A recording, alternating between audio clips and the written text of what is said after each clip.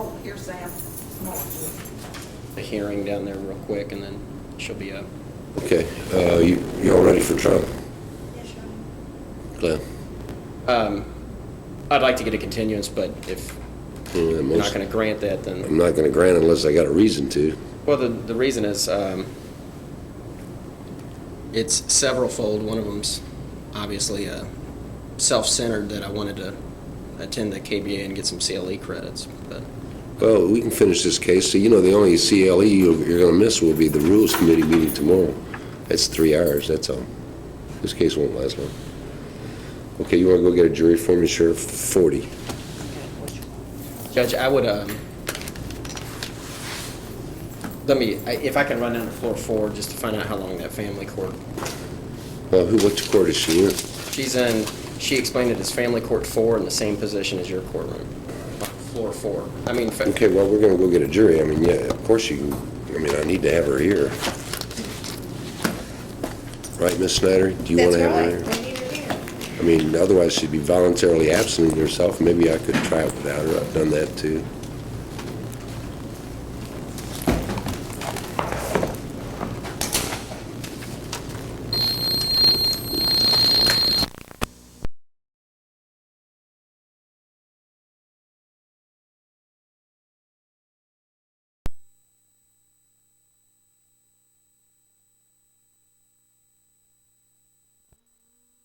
While the police officer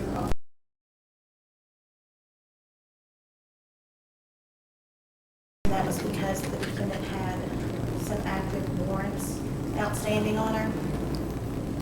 That's what I would like to admit into evidence. I think because it's such a... Mr. McLeod. Judge, I'd ask, though, that the jury be admonished that it's not a felony or anything else that was going on. I think it may have been a no insurance or something like that type of charge, but the prejudice is clear as far as, I understand the facts have to come in, but I think they also have to be shored up because it alludes to prior contact with the court, it alludes to a criminal record. And I'd ask the court to consider and weighing it with much more experience than I do, than I have, to figure out a way to admonish the jury when that issue comes up. In other words, making it more innocuous, and I understand that we're not challenging the fact that there was a bench warrant and they could lawfully arrest her. Okay. I'll try to give the jury an admonition as it relates to that. Just remind me to do so at that time. Okay, thank you. But it's clearly, from the court's perspective anyway, admissible because it's the reason the officer was there, and then in view of, according to the arrest information anyway, that the officer was given a false name, it certainly leads to that particular charge. So Right. I'm going to go ahead and allow that into evidence, and I'll certainly work on an admonition. Any additional motions by the Commonwealth? No, Your Honor. And how about from Ms. Black?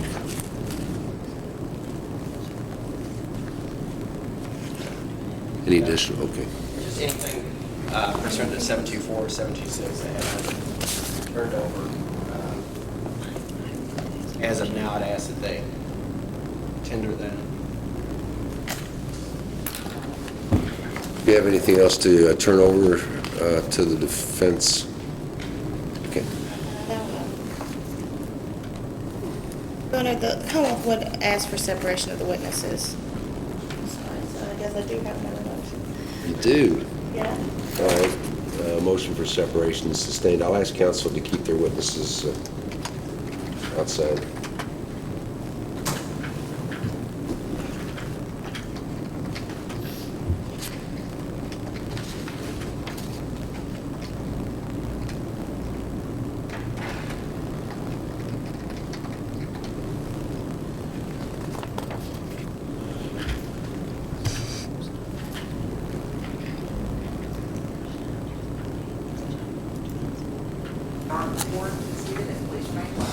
Thank you very much, Sheriff, and good morning. How are you all doing? You all enjoying your first day of jury service? Anybody get out yesterday? Anybody go out and see a courtroom or anything like that?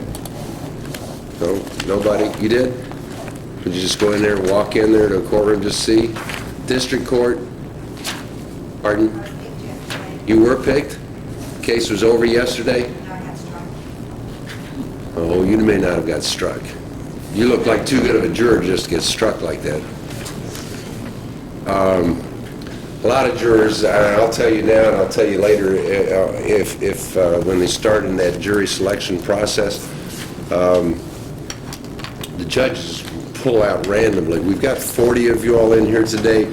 We're going to seat 13 just on the off chance that this case goes a little bit, goes overnight, and we sit an alternate juror, but the vast number of people that are not selected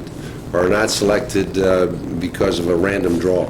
It's not because all of you all are jurors that are qualified to serve on these cases, and so all we're looking for is a fair and impartial jury. I'd like to introduce myself and then explain a couple of things about this particular court, which actually will go with you throughout the remainder of your term here. I've been on the circuit court bench now for 13 years, 6 months, what's it? In 2 days. I like it very much. One of the things I like is meeting jurors such as yourselves, just like when I spoke to you all yesterday, although it's a lot more intimate now than it was yesterday when I spoke to the 200 or so that were jammed into that jury pool room. I did tell you all that this was a pretty light week, you might remember, because of the KBA, although I also told you that I had several cases, one of which they'd like to try, and that's why we've called you all up today. Prior to becoming a circuit court judge, I was in private practice for approximately 10 years, mainly involved in personal injury work and criminal defense work. Prior to that, I was with the Commonwealth Attorney's Office as a prosecutor, and before that I was with the Public Defender's Office as a defense attorney. Graduated from the University of Louisville Law School in 1970. I'm married, I have 5 daughters, the oldest are 33, the youngest is 23. I like to tell jurors such as yourselves, because when these kids were growing up, everybody'd say it's going to be so bad when they leave home and that empty nest comes in. That's not true at all. It's a lot more fun when they have left home. It gets a little tough when they come back home for visits and things like that. And now I got to tell jurors I've got 5 grandchildren. I find it hard to believe too that I would have grandchildren as young as I am. But I digress for a moment there when I start thinking of those grandchildren. My wife's a school teacher. I think we can start getting a lot of school teachers here. My wife teaches at Ballard High School. Yeah, how many teachers do I have? She was the state high school teacher of the year a couple of years ago, and I like to tell teachers that to apply for those things. I mean, because that's money, and I think teachers are underpaid. I've been married to one now for 30 plus years, and that's why I probably wouldn't be a good juror if a teacher was on trial or there was a teacher was seeking more money or was a defendant in the case, because I have a bias and prejudice, and that's what these attorneys are doing here. They're trying to figure out which of you is going to be the fairest to their side. And I think all of you understand that we all have certain biases and prejudices. Everybody that walks through that door has certain feelings, and I've noticed over the years that certain feelings of our community standards have sort of changed over a period of time. So I encourage all of you that are teachers to apply for whatever extra monies you can get. Didn't last very long, I might add that. I live in the Crescent Hill area. I say that as a way of introduction because the attorneys have that information sheet that you all filled out. It doesn't have very much information about you all. That's why they'll be asking you questions. Those questions might embarrass you in some way. If they do embarrass you in any way, don't hesitate to come up outside the presence of your fellow jurors. One of the things that you should realize, it's so important that you tell the truth. We'll be swearing you in a moment to tell the truth. And if you don't tell the truth, it could have serious ramifications not only to you, but also to the case that we have before us. I've also noticed over the years that a lot of jurors hesitate to answer questions because they feel like the question is not directly on point, and it generally isn't directly on point. But I've also noticed that if you remain quiet throughout this question and answer session, there's a good chance you'll get selected. Now, I don't know how you feel about it. If you want to get selected, remain quiet. If you answer a lot of questions, sometimes you don't get selected. But as I indicated earlier, it's generally because of a random draw, not because of any answers that you might have given. Although there are certain instances where jurors, because of their relationship to the parties that are involved or to witnesses that might be called, are excused by the court. So that having been said, I'll ask each of you all to raise your right hands and be sworn. Madam Clerk, if you'll swear this jury to answer questions truthfully. Do each of you solemnly swear or affirm that the statements you're about to make, touching upon your qualifications as a prospective juror, will be the truth, the whole truth, and nothing but the truth, so help you God? Thank you very much. Now, the only thing I require of jurors is that you try to speak loudly. You'll notice that this courtroom is a little bit larger than some of the courtrooms that you will get a chance to be in or that you've already been in. I'm trying to keep a record. You'll see me tapping away from time to time on this computer here. We keep a record of everything that occurs during the course of the trial. I give the attorneys a great deal of latitude during the voir dire examination. They can move around the courtroom. One of the problems with that is that they may get into a conversation with you, and I may have to ask you from time to time to speak up. The other thing that's absolutely essential is that you identify yourself by badge number when you do address the court or address the attorney, so that I can make a note, or there's a record. You can see the cameras in the courtroom. One of those cameras is a security camera. It goes to the sheriff's department, but the rest of them pick up the important parts of the courtroom. But one of the problems is it doesn't really pick up the audience portion. It never picks up the jury box, but the audience portion of the courtroom, so you have to sort of project. So try to use your outdoor voices, if you would, when you're in the courtroom, so that we can keep an adequate record of it. The case that we have today is a criminal case. It comes to us by way of indictment. If you're lucky enough to sit on this case, and I say lucky enough, fortunate enough, and I truly mean that, because if you do get that chance, it's an experience that while you can't talk about it while the case is going on, afterwards you can talk to whoever you want to or not. And from what I've heard from jurors that have sat on cases in this court, it's been a great experience for them, and they've gotten a better understanding of how the justice system works. And as I pointed out to you all yesterday, it's an experience that will go with you for some period of time, and it's an honor, first of all, to be called, and second of all, if you do get that chance to serve, it's second only, as I indicated yesterday, to service in the military during a time of war, from the court's perspective anyway. So it does come to us by way of indictment, and if you do get a chance to sit on this case, and I'll instruct you on the law, that's at the conclusion of the case.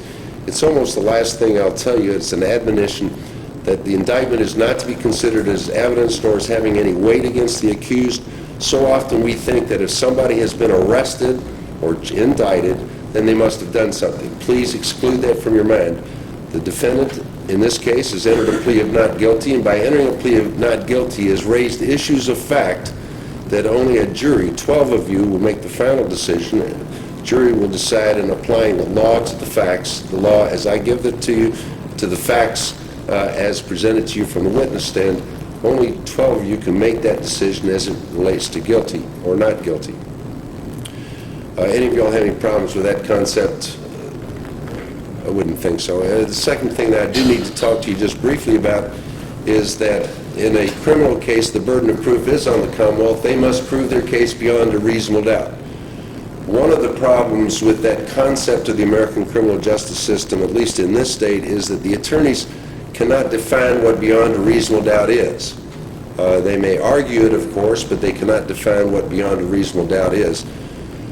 However, there has been some discussions in the media recently, in the last several years anyway, that this burden is either too high or is too low. Any of y'all have any feelings one way or the other as it relates to that, or do you think that you can follow the court's instruction that in order to find somebody guilty, you must find evidence beyond a reasonable doubt?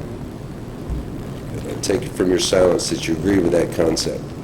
Another concept of the American criminal justice system that I need to mention to you is that the accused in this case, as in every case for that matter, is presumed innocent. That presumption of innocence goes with the accused throughout these proceedings into the jury room, actually, to be considered by you in your deliberations. Any of you all have any problems with the concept of the presumption of innocence concept that we have in this country? Okay, good. I take it from your silence that you have none. Let me introduce you to the parties in this case then. The accused in this case is Eliza Marie Black. Miss Black, would you mind standing?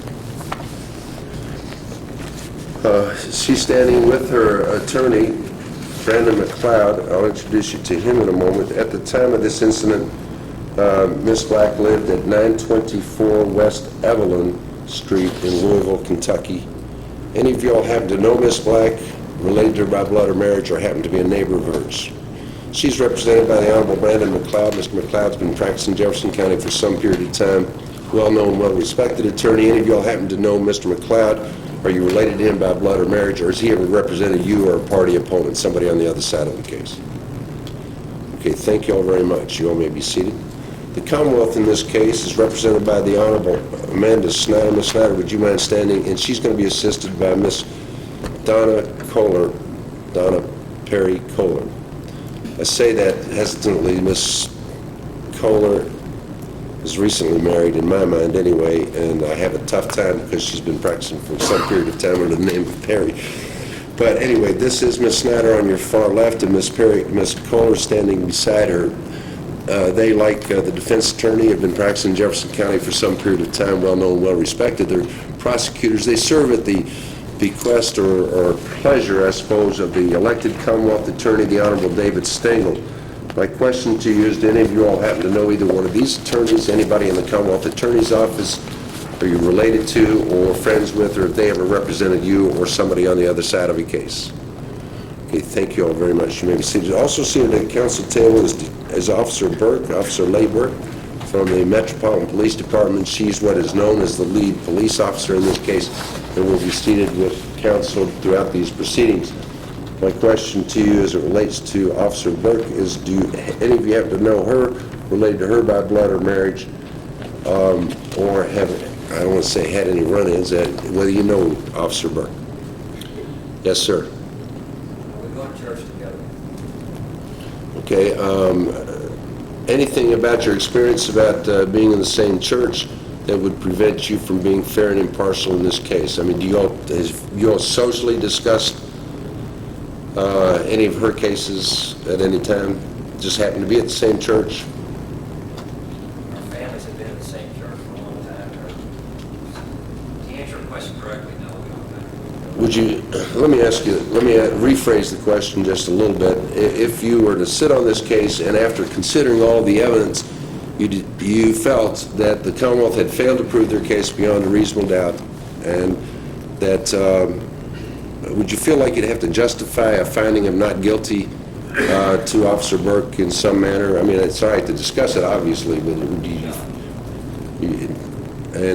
assuming Officer Berg testified, would you give her any more credibility simply because you know her as opposed to any other witness? Well, I find her to be a very credible person. I don't know if I'm answering your question, but she's a Okay. credible person. Okay, and that badge number was? 1187. Okay, thank you. You may be seated, officer. Thank you.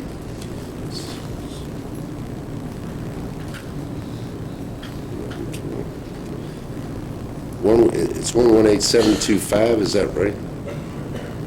But yes, sir. Okay. The allegations in this indictment occurred on or about 17th day of September of last year. The allegations are that Ms. Black committed the offense of illegal possession of a controlled substance when she had in her possession some methamphetamine, and also count 2 of that indictment states that she was promoting contraband when she introduced a dangerous contraband into the Metropolitan Corrections Department, which is a detention facility. And then count 3 of that same indictment, all on the same day of the 17th day of September, indicates that she committed the offense of giving a police officer a false name or address. And my question to you is, do any of you happen to know anything about this incident, know anything about these charges? I would presume not. Okay, that having been said, I'm going to turn the questioning over to Ms. Snyder. Ms. Snyder, you may inquire as to the qualifications of this jury. 30 minutes. We'll go to about 12:30, ladies and gentlemen, just so that you all know what the time constraints are. Just may I move this up here? Wherever you're comfortable, Miss Natalie. Careful, though. How's everybody doing today? Yeah? First day of jury duty? Second one. Other than you, has anybody else had the opportunity to sit through one of these jury selections? All right, well, you have? Did you get picked for a jury?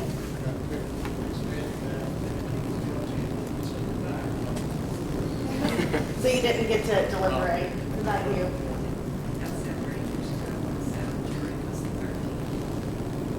Got pulled. First time? This is the first time I've been on,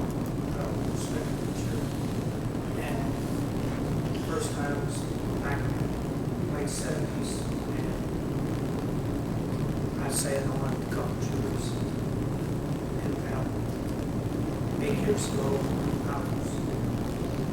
I don't recall sitting on a jury when I was called for service. On those juries that you did sit on, did you all come to a conclusion?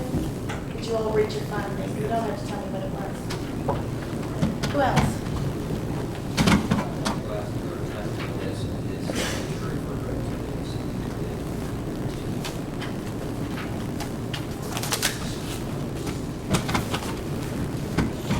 Have to try to keep your voice up just a little bit, all right?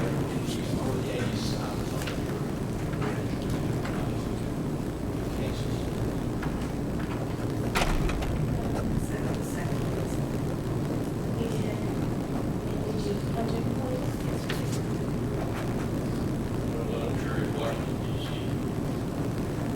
Did you sit on a jury? Come to a conclusion?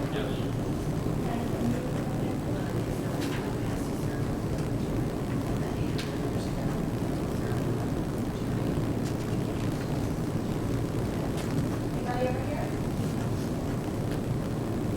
So the rest of you all are pretty new at this. And I'll tell you, the judge hit it right on the head. The most important thing right now is for you all to be honest and talk to me. Don't be scared to, speak up. That's what I want.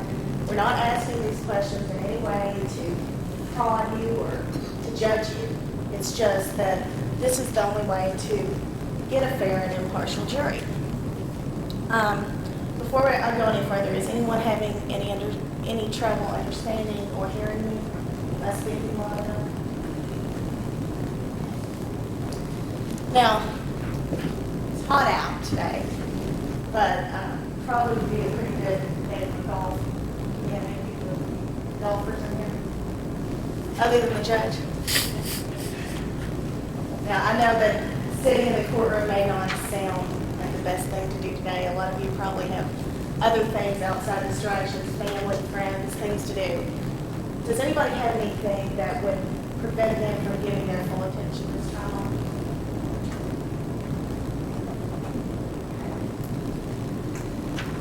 Now, being on a jury requires you to sit in judgment of another human being. You're going to be determining whether Ms. Black, the defendant, is guilty or not guilty of the charges she is accused of.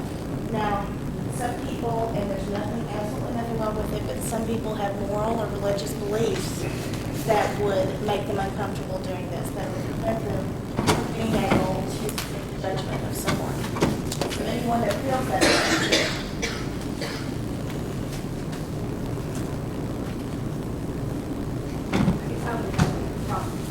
you would have a problem with that? Just determining the fact that how much time we got, I just don't. you would have a problem, even if you found beyond a reasonable doubt, you would have a problem. No, I would have to be honest. I sat in on the jury and I heard everything. I would have to be honest with the decision. And if you did think, if you were honest and thought that that person was guilty, are you saying that you would have trouble then sending someone to prison or sentencing someone? I would rather not, but that's what it came to, that's what it happened. But it does make you feel very uncomfortable.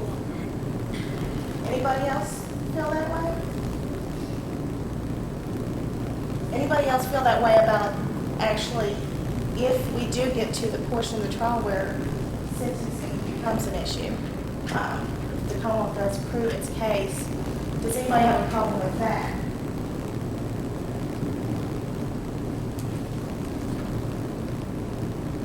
Okay, the judge did tell you what the charges in this case were: possession of methamphetamine, promoting contraband, and giving a police officer a false name or address. This is a criminal trial, obviously, but it's not a violent crime. It's a drug crime. The right to fair trial consists of the main point in that is that the jury follows the law. And the law relevant to this right now is that it is illegal to possess methamphetamine in the state of Kentucky. Does anybody have a problem with that? Anybody of the opinion that drugs should be legal? And if anybody thinks that, feel free to stand up. We're not going to be mad. Nobody's going to be mad at you. A lot of people think that. But I think we've got far too many in jail, doing that and everything else.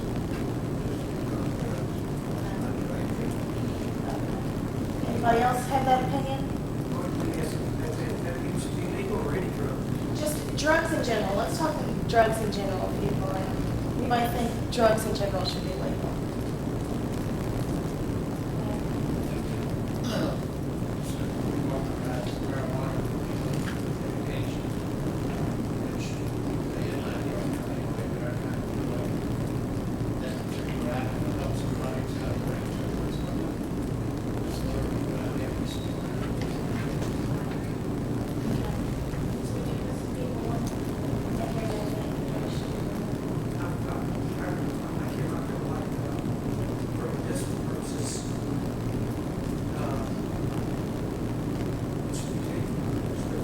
By a doctor. I've seen some people die of cancer. They would take it to relieve their pain. They didn't get the chance. You all feel the same way?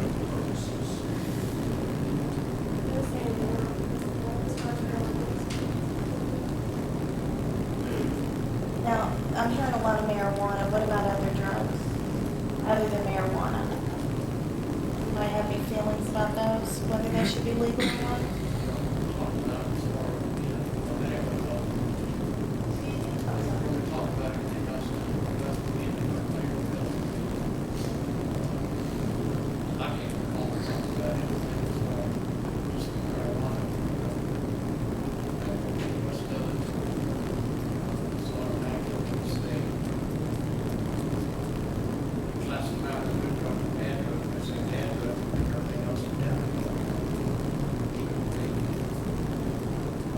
Now, of all the people that kind of share this same opinion I'm hearing, would this make you uncomfortable since this is a drug case and the law is what it is, that it's illegal to possess these substances in Kentucky? Would it make it hard for you to sit on this jury? As your personal beliefs make that hard for you to sit in judgment? Anybody think that that's hard? I feel like I'm ignoring you all over here. How are you doing? Does anybody have any opinions on this over here? Just yell at me. Over here, if you did. Now, this is kind of a personal question, so again, remember what the judge said. If you feel like you need to approach and talk about it privately, feel free to do so. Just ask. Does anybody have anybody they know they're close to, either you or a friend or a family member that has suffered from a substance abuse problem?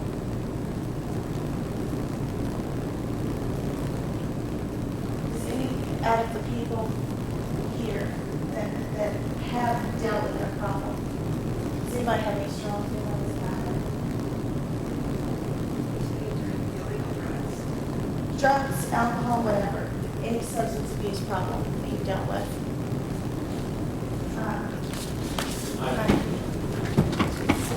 It wasn't really an abuse as much as something related to DUI and state actually.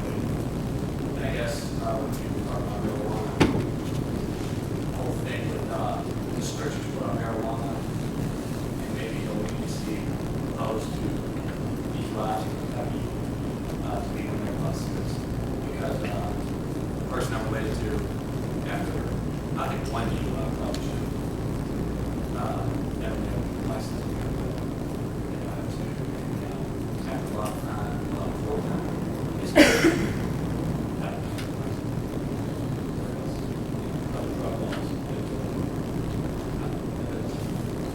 With that experience that you've had with your friend or acquaintance having this DUI, and you obviously feel strongly about it, would that cloud your judgment here in being able to listen to this case and be fair and impartial to both the defendant and the plaintiff? Who else? My sister is currently out. And say the same question if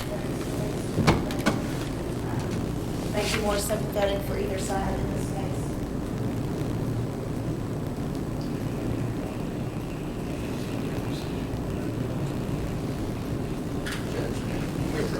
Yes. I couldn't hear the end of the last response, but is that an objection? It's objection. Okay. I think they're alluding to some type of addiction, and there's no proof that's going to come in regarding that. And I think, I think it's irrelevant, and I didn't say they move on because there's going to be She's a really line. not. I mean, I give you all pretty much latitude in the 40-hour examination. I think she's making an inquiry to get a feel for people that might have some bias or prejudice. So I'm going to deny your motion at this time, and I give latitude and get 12 minutes. Objection overruled. Anybody else? You say alcohol, supply, something like that. Any kind of substance abuse problem. I just want to know if anybody has any really strong feelings about that.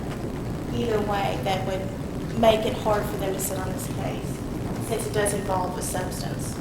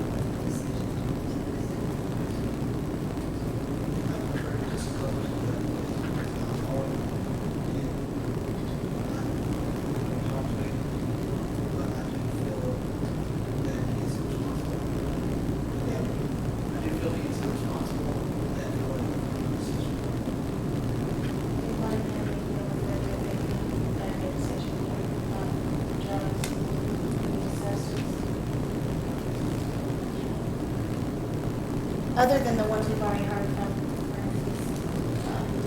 does anybody have any friends or relatives being convicted of drug offense?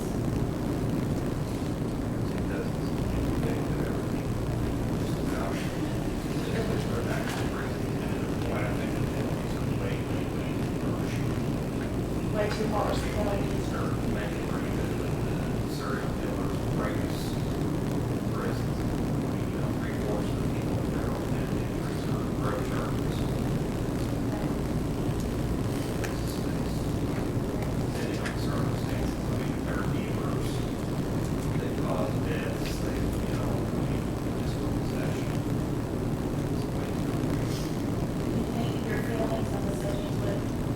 Harder for you to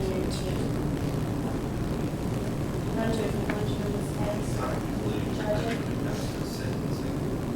Think you had a hard time with this?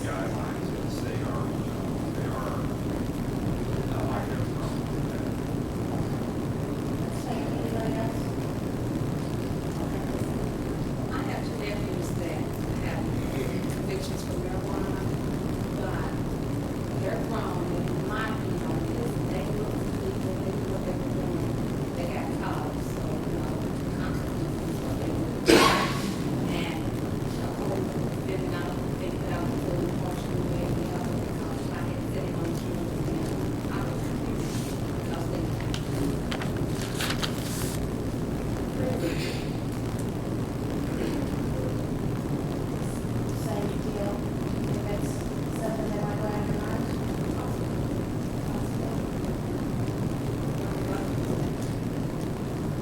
speak up a little, I don't know.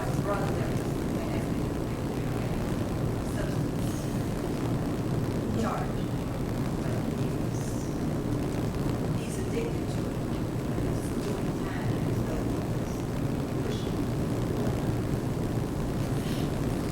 So would you have a problem here since it doesn't involve an illegal substance, possession of it?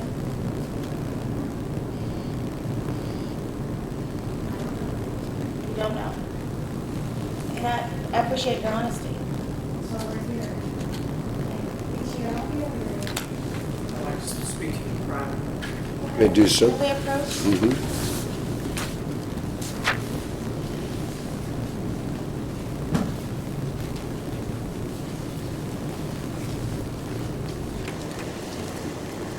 I was arrested back in the 80s for DUI. 1204. I don't know if that has anything, it's not going to make bearing on.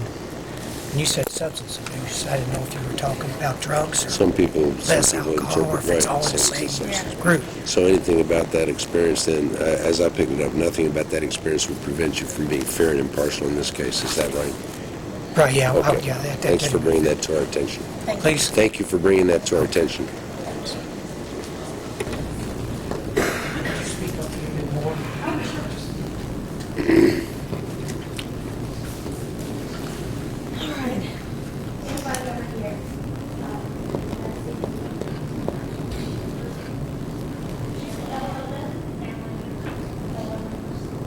Do you think you'll still be able to be fair and impartial here? There's another hand, Ms. Nunn. Oh, I'm sorry. You don't know that. But either way, then would you still be able to be fair and impartial in this case? So everybody else, is what you're saying is that you would have no problem following the law as it stands currently today?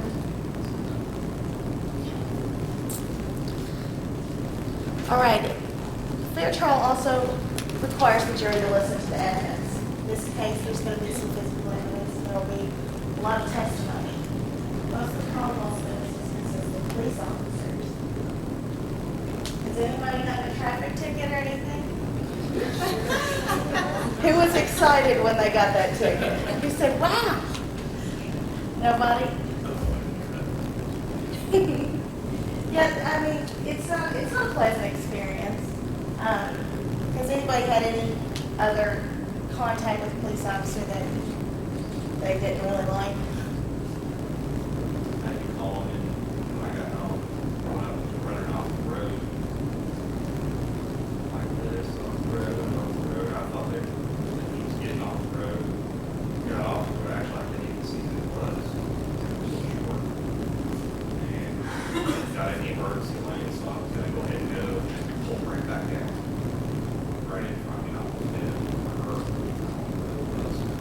I didn't think the police officer actually, because they were really short, might have been a spouse. Serious. What do you call that, They had a Ann? spouse. Letting her off. You called that in, then? I called it in. How about you? Just do that little thing. I have a neighbor, police officer, and he's very, very nice. Sort of changed my perspective of police officers, because I didn't have that experience with a police officer. Characters was solved. He's very hard to draw. But I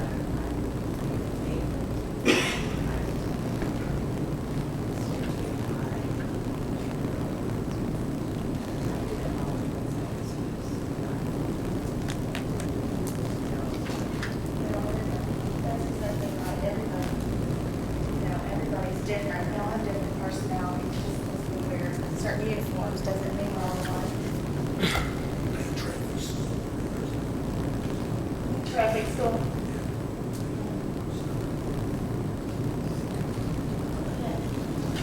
Can we approach? Yes. Mhm.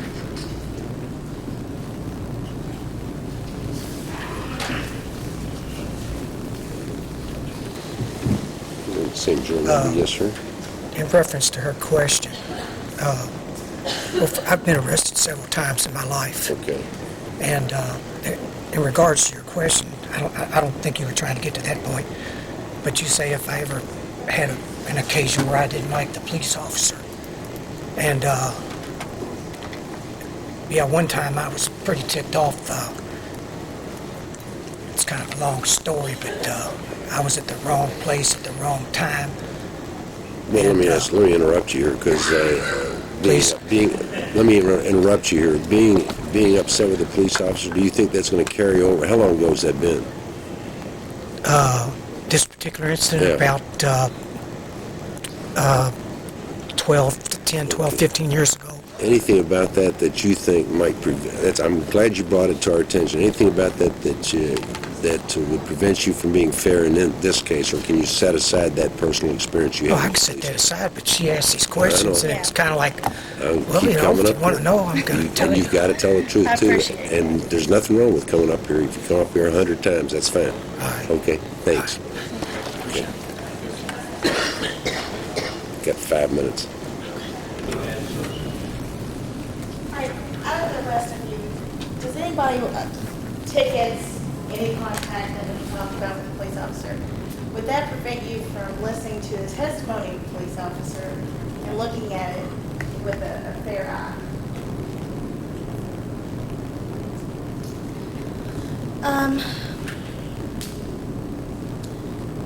This is a possession of methamphetamine and one of the things I want to talk about is the word possession.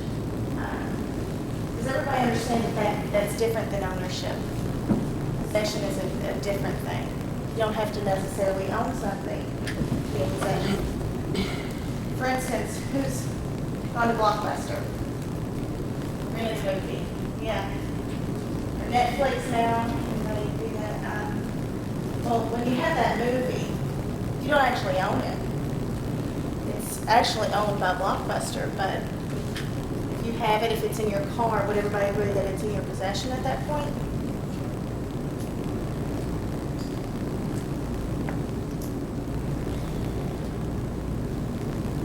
Excuse me, just a second.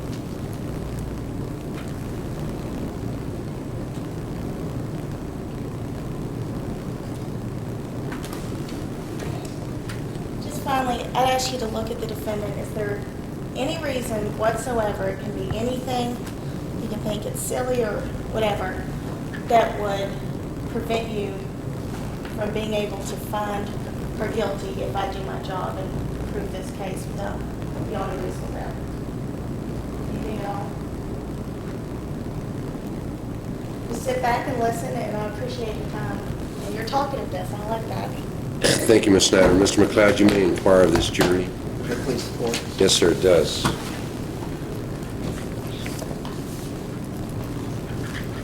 The short police officer that still has laughing. My name is Brendan McLeod. It's my pleasure to represent Alicia Black as indicted. She's now married, and so her name's Alicia Collier. A little bit about myself. I'm from Louisville. I'm the youngest of 6. I also teach commercial law at the University of Louisville, which would be appropriate since 98% of my practice is criminal defense. Although I've never sat on a jury, I'm a veteran, so I appreciate your civic duty today. This is going to be the only time that I'm allowed to talk to you until closing. So if you speak up, I'll be asking questions. If you want to contribute, that'd be great. I'll go around to every single person. About this case, now I represent a gentleman mentioned the federal statutes. And I have a client now who's never been convicted in federal court that's facing flat life on a drug charge. The laws aren't that harsh here in the state of Kentucky under the state law, but Alicia is facing 1 to 5 years in the penitentiary from and we're saying she's innocent. Okay? We're here because we're claiming she's not guilty, not only that, but she's innocent. But it will carry 1 to 5 years. Does anybody here have a problem fathoming or even being able to consider 1, 2, up to 5 years as the proper penalty if you were to find her innocent, find her guilty. Is that going to? Okay, absolutely.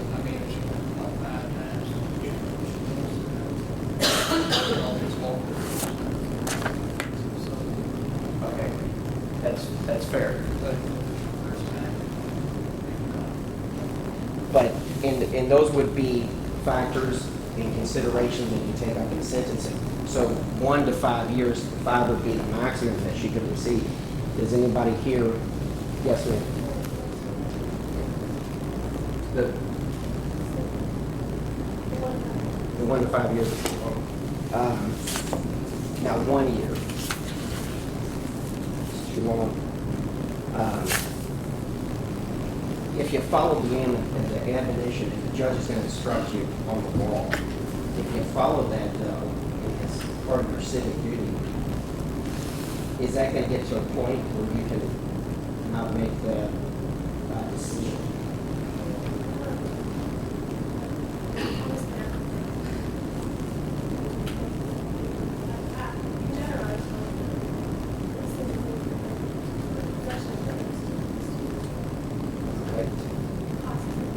And what is your badge number?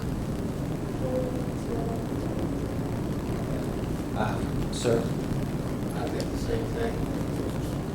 Like, Okay, now, the sentence for drugs was good reason.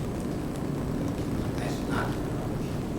fortunately, I don't get too many sentencing phases. But if we were to get to a sentencing phase, and at the end of the evidence, after they've produced their case, the government has gone forward, at the end of it, and again, we're saying she's innocent, but if you got to that point, you would have to be able to follow that law. You have to be able to say 1 to 5 years. Do you think you can do that, or is that something that is? Because there's a possibility. I would find a lesser sentence, right? It would have to be a minimum of 1 to a maximum of 5. And so, yes, sir. Are you saying the jury says the exact number of years, or did they just say it's 1.5 and let it roll? In Kentucky, and again, I don't get too many sentences, but in Kentucky, it's jury sentencing. You will affix the penalty if you found her guilty. And we're saying she's innocent, obviously. But if we were to get to that stage, and you were to determine it, you'll have to be able to comprehend, articulate, and also ultimately sentence between a 1 and a 5. So are you saying put a number on it, or You will put a number on it. You will put a number on it. It'll be between 1 and 5. That will be up to who ultimately, the 12 people who ultimately go back to the room and determine guilt or innocence. At some point, if you find her guilty, you will have to be able to consider, and you'll have to be able to articulate in sentence her, and it's going to be one number. It's going to be a discrete number, 1 to 5. And so what I'm asking again, some people have a problem with that. And I've tried cases where it's 20 years, and I've tried cases where it goes beyond 20. This one's 1 to 5. Is that something that's an impediment to anyone here that they couldn't get to that? Yes, ma'am. Do you want to approach? She doesn't have to approach, she's answered the question. Anyway, you couldn't. Let me just rephrase this question because I'm a little bit troubled by it. What counsel is indicating, and you may never get to that position, is what he's also saying to you, but if you do, can you consider the penalty? Consider that range of penalty that's been set by our state legislature for possession of methamphetamine. Can you consider the range of penalty? He's not asking you, I'm not asking you to set a penalty because you haven't heard any evidence. Very difficult. And like one of your number pointed out, if it was 5 times, obviously, and if it's 1 time, then it's another obvious. But the question is, Can you consider that range, or do you have a moral, religious, or conscientious scruple against imposing a penalty such as that on this charge? I just really don't want to impose on And is that because of a religious belief? Okay, thank you very much. Let's move on to something, counsel. I'm sorry, Judge. I said, let's move on to something else. This gentleman. Was there another juror? What if she's guilty? There's no way we can say 5 years of probation. You can say anything you want. Jurors are absolute, all right? You can say it. It doesn't mean I can, 5 years, and then lock her up for a year. right. But you'll hear all about that if we get to what's called the truth in sentencing portion. You'll hear all about that.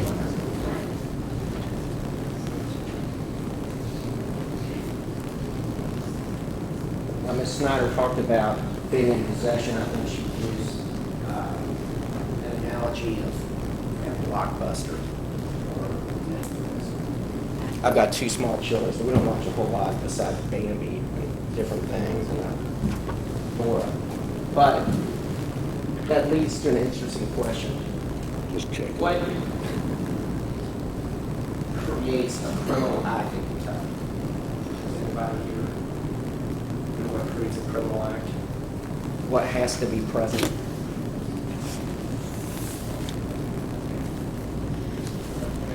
A statute would criminalize behavior. And what I was after is, there's basically an act and a part of your mental state that creates what is a criminal act. In other words, you have to have intention to act in a certain way that would create that criminal conduct.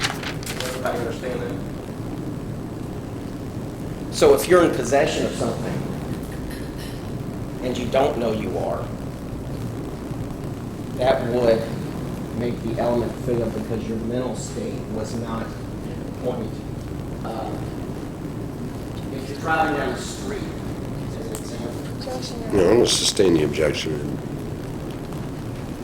if you hit someone in a car and that person dies, is that murder?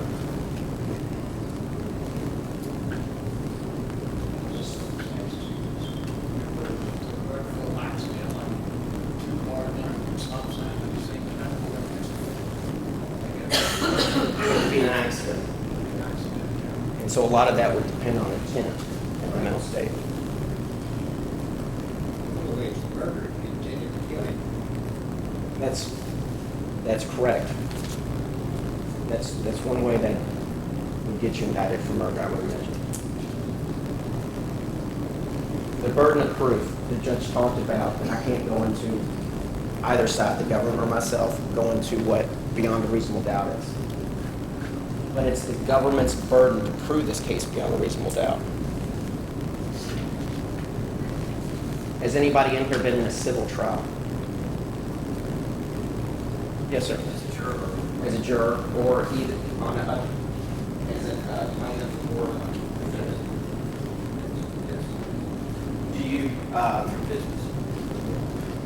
Do you know what the standard of proof in civil trial is? Okay, is preponderance of the evidence? Right. Okay. I'm sorry? I said I've been an expert in trials. Oh, you have? Okay, so and those are civil trials as well? Yes. Okay, so preponderance of the evidence. So you understand though, and does everyone here understand that beyond a reasonable doubt, although undefinable, is a much higher standard than what you would have if you're arguing over the construction of the building or the failure of a contract of some sort? Okay.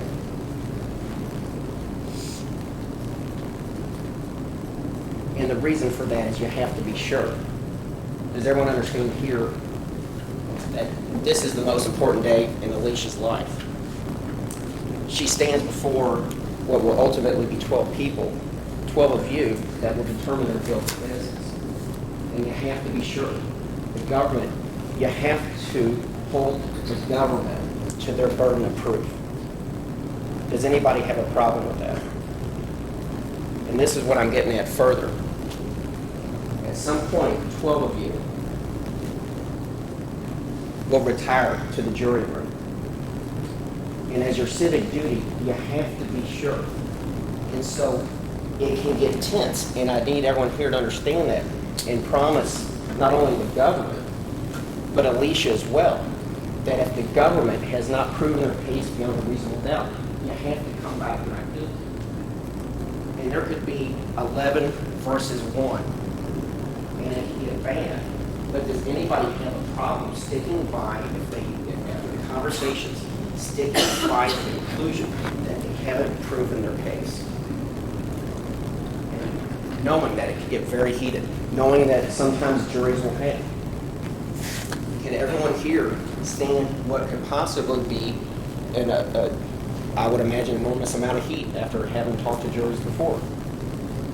Will you stand by because you believe that someone's innocent? You believe they're guilty. Either side. But you have to stand by your conviction, and that's your civic duty. Does anybody here have a problem with that?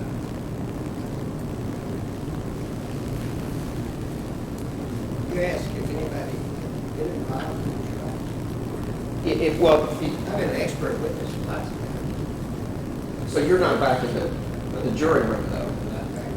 Okay. Never been in. Okay. Juries can be out.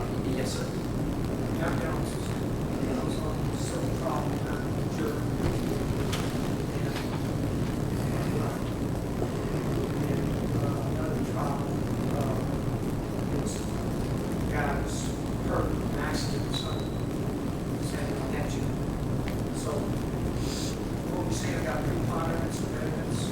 Well, there's two different standards. On a civil trial, it's beyond the preponderance of the evidence. At the highest standard in any trial in the United States, is beyond a reasonable doubt. And the reason behind that is that someone's liberty is at stake. So money, although people fight like crazy over money, it's beyond the preponderance of the evidence. Someone's liberty is beyond a reasonable doubt. Now, an intrinsic difference as well, sir. Did you realize how many jurors did you have to have in order to side one way or the other in your civil trial? Do you remember? In one trial, there was some people in the jury, there was some accurate stuff, and the jury wanted apparently knew how they were going to time.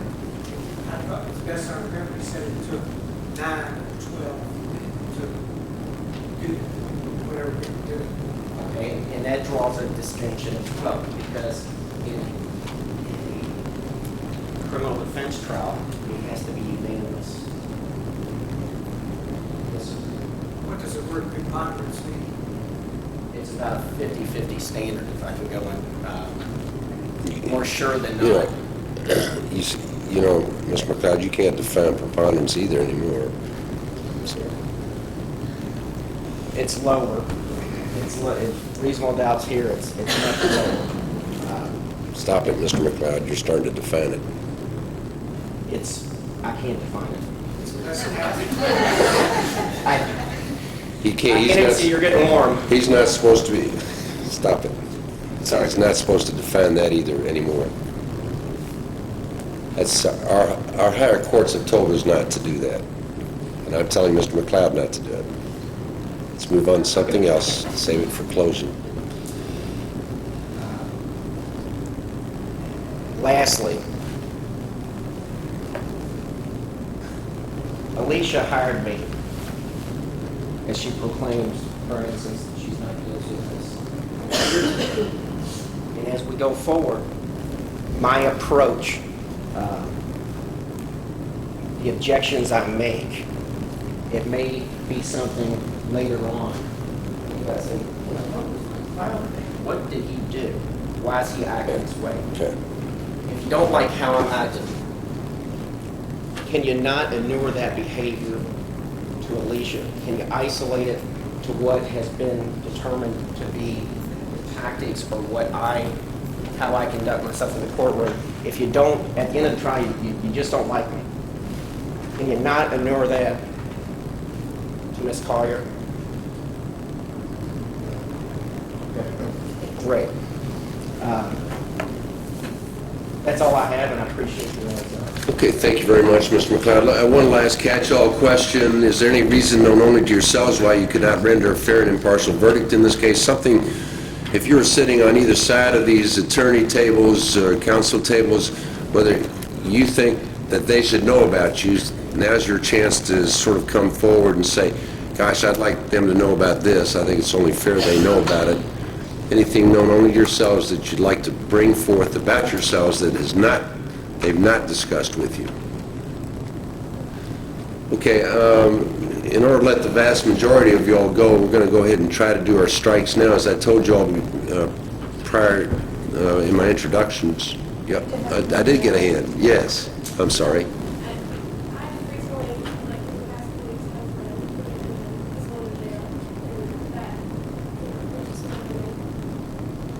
So it gets you pretty emotional, is that what you're telling us? Okay, that badge number is 101413. Okay, thank you very much for bringing that to our attention. As I indicated, the vast number of you will be struck by the court randomly. I'm going to give them about 20 minutes. That way, the most of y'all can either return to the jury pool room at that time or probably get the afternoon off. I'm not sure. So meet outside this courtroom at 25 minutes to 1. 25 minutes to 1. My sheriff will call you all in at that time. Don't discuss this case amongst yourselves nor allow anyone to talk to you about this case. And I'll see you outside the courtroom, or my sheriff will bring you all in from outside the courtroom at 25 minutes to 1. This court will stand in recess for the attorneys to make their strikes.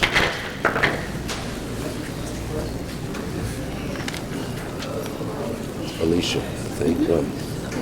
Well, I'm sorry. You know, sometimes I call you Clarice. Sorry. You don't hear? My sheriff's asleep. You don't hear? Let me see counsel.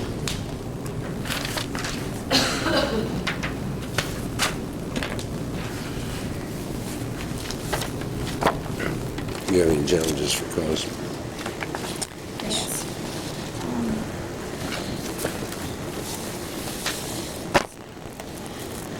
Juror number,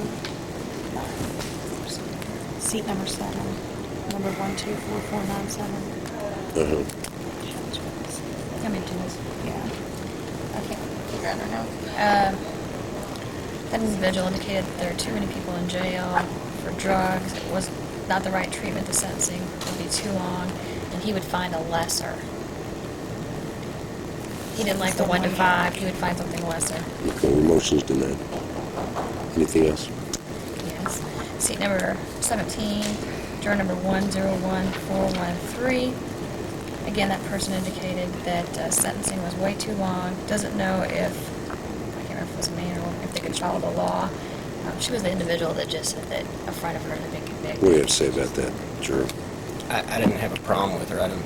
Okay, I'm going to sustain the motion. She seemed like she was very emotionally involved with the tears and everything like that. I'm going to strike juror number 101413. Juror number 101413 for cause on the Commonwealth's motion. And the last one that we have, Judge, would be seat 22, juror number 94951. She indicated her brother had been convicted, doesn't know if she could put this behind her, could not sentence between 1 to 5 years, and she didn't want to impose any penalty. What do you have to say about that, Mr. McLeod? I thought each and every one of them was rehabilitated. Is that after right? what you talked about. I'm going to sustain the motion to Commonwealth on seat number 22, juror 94951. Based upon the absentee. Is that it for the Commonwealth? Yes, Your Honor. Okay, Mr. McLeod, do you have any challenges for cause? I don't, Judge.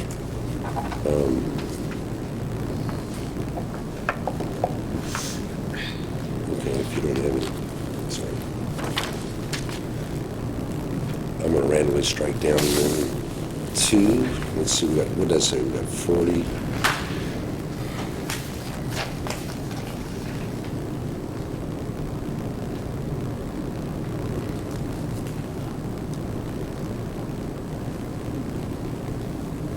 Seven. Not gonna strike. 7. We'll randomly strike 7 jurors down to the required number. I'm going to give you 9 strikes apiece, if that's all right. Or should I ask you how many strikes you want? You can pick. How many you want? I'm going to, is that right? I'm going to see 13. Your Honor, just for the sake of coordinating my witnesses, what is going to be the time frame? Are you going to send them to lunch? Yeah, Yes? yes, I am. Okay. But I'll probably give them a shortened lunch. What did I say, 7? Once randomly struck the following juror. Seat number 18, juror number 120490. Are you sad about Seat number 39, juror number 197608.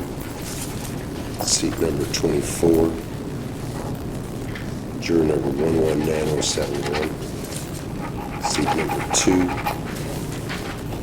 juror number 122889. Seat number 25,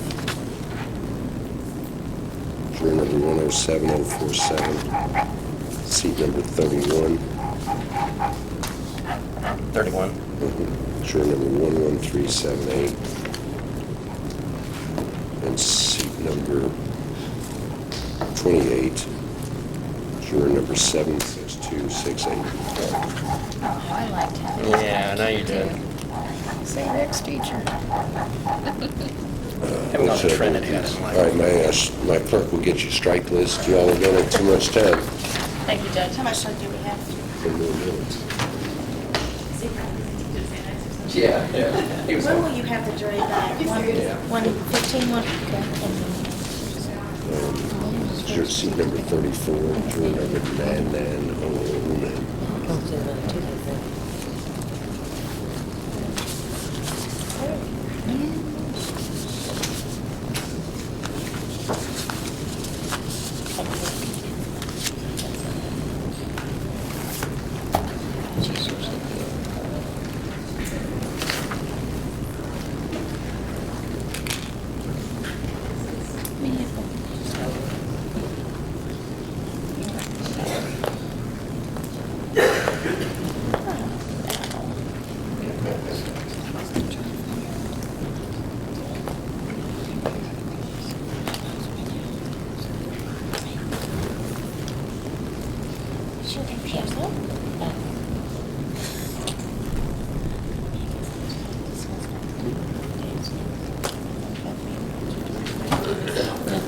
Got everybody, Sheriff? I got 13.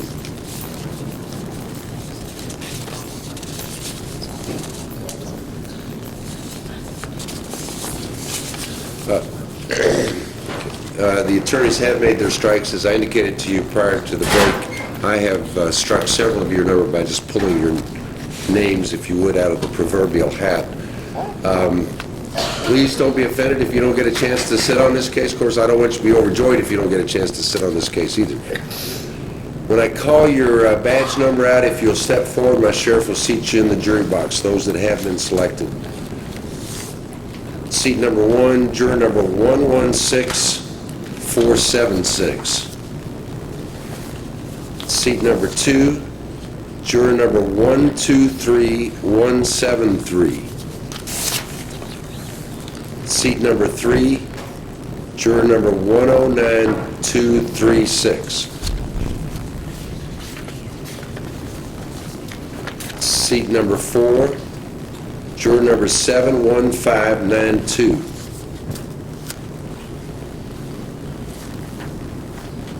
Seat number 5, juror number 109990.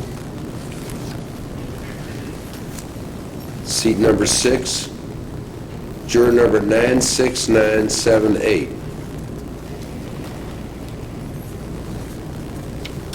Seat number 7, juror number 119851.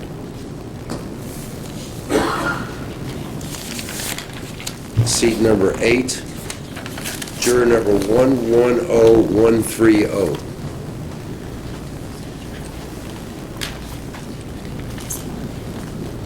And seat number 9, juror number 89886.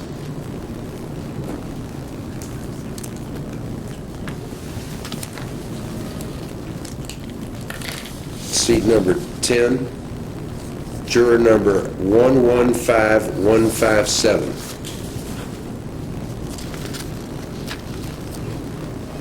Seat number 11, juror number 99177. Seat number 12, juror number 116278.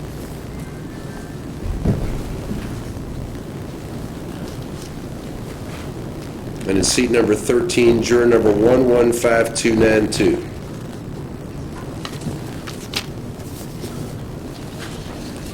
Those of you that are in the audience portion of the courtroom, thank you very much for being with me this morning and this afternoon. If you would return to the jury pool room and await further instructions, make sure you tell them you haven't had lunch if they try to send you right.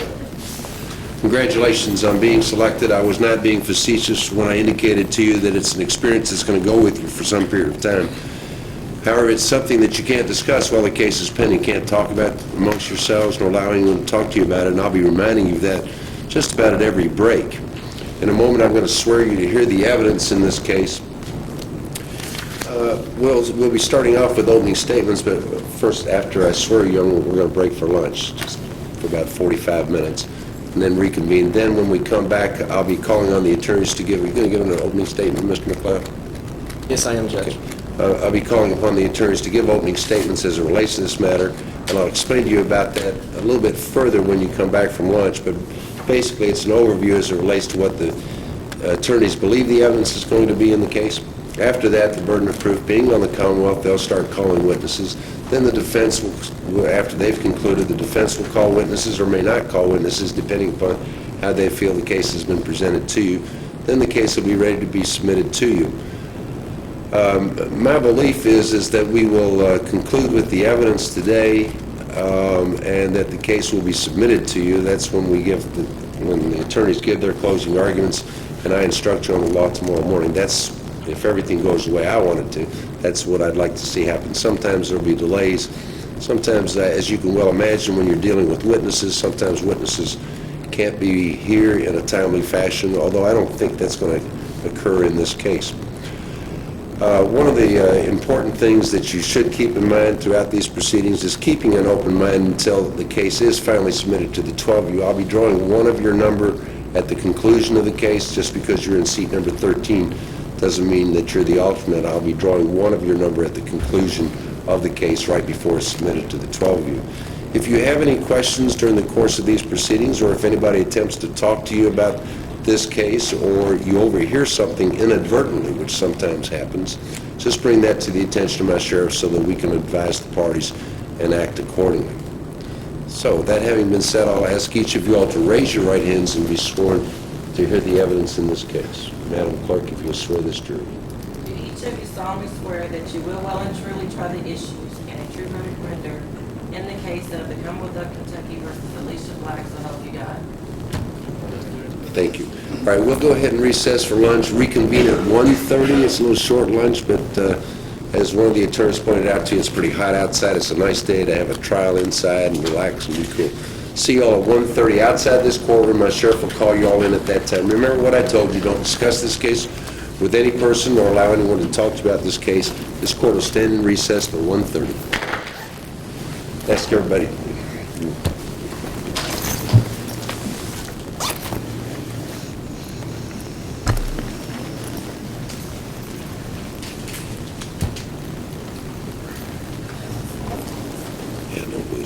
Thank you.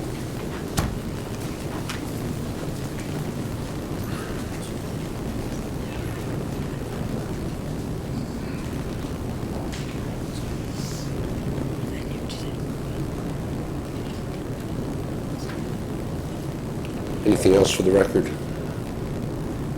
No, Your Honor. See you at 1:30, opening statements, then we ought to be able to just roll right through the evidence, don't you think? How about your instructions? We got those? We will, Your Honor. Not yet? Not yet. Okay. If you can have somebody bring them over this afternoon, I always like to look at them, before I instruct them. That admonition that you want, Mr. McLeod, how's this sound? The fact that Ms. Black has I put the fact that Ms. Black had warrants outstanding is not to be considered by you as it relates to guilt or innocence in this case. How's that sound?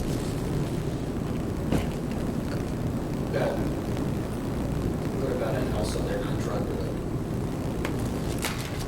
No, I mean, if you want to bring out what they are and everything, if you want to bring out what they are, you may do so in your cross-examination of the witness, but I want the Commonwealth to refrain from it. Okay.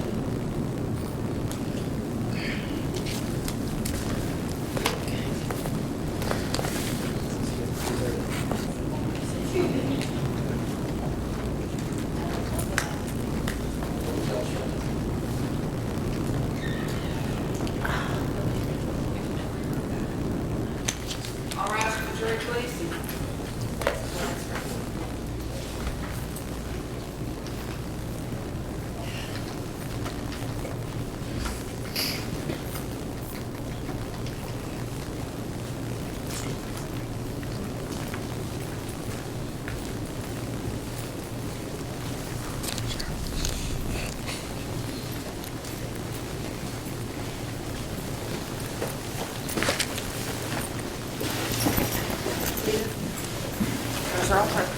Thank you very much, Sheriff. Prior to the recess, I did tell you all not to discuss this case with any person or allow anyone to talk to you about this case. I presume that admonition has been kept. In a moment, I'll be calling upon the attorneys to give opening statements. As I indicated to you prior to the lunch recess, opening statements is an overview as it relates to what the attorneys believe the evidence to be. Nobody can be absolutely certain what the evidence is until it comes out of the witnesses or is introduced into evidence in this case. So, what the attorneys say to you in opening statement is not to be considered by you as evidence. It's merely what they believe the evidence to be in this case. After they've concluded with their opening statements, we'll then move into the Commonwealth's case, and they'll start calling their witnesses. And then, as I indicated to you earlier, after they've concluded their case, we'll call on the defense to produce their witnesses if they care to produce any. After that, the case will be ready to be submitted to you, which means I'll instruct you as it relates to the law in the case, and then the attorneys will give their closing remarks. And I'll talk to you a little bit about that when we get to that particular part. Keep in mind that I want you to keep an open mind until this case is finally submitted to you. And what I mean by that is that just because you hear one witness or don't close your minds until you've heard all of the case. Okay? Thank you very much. We'll now have opening statements. Ms. Snyder, you may give your opening remarks. Thank you, Your Honor. May it please the court? Yes, ma'am, it does.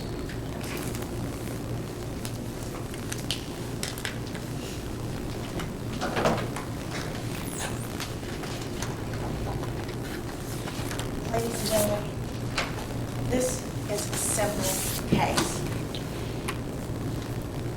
The defendant, the woman sitting right over here, Alicia Black, was caught red-handed with a bag of methamphetamine in her purse.